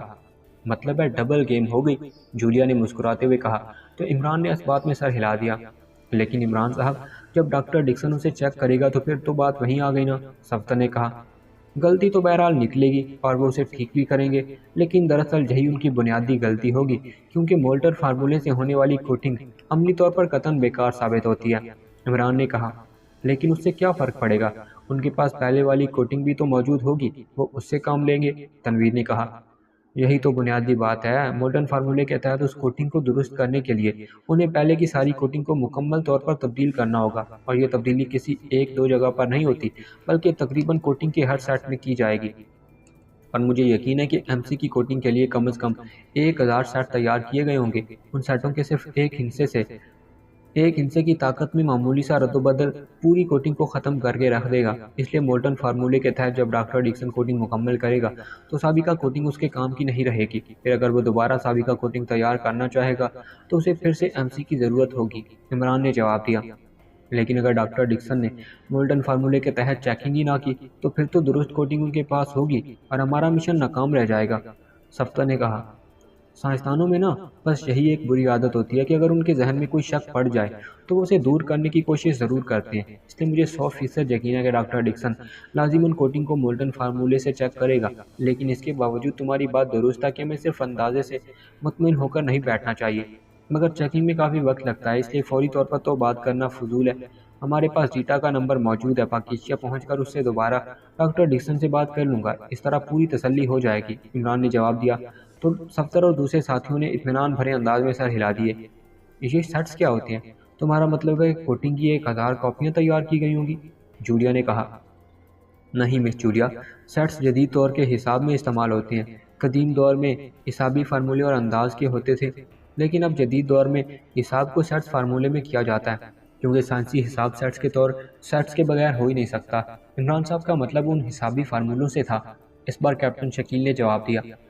اس کا تو مطلب ہے کہ واقعی یہ ڈبل گیم مشن ثابت ہوا ہے اور ہم اس مشن میں کافی حد تک فی الحال تو کامیاب رہے ہیں، صفدر نے کہا۔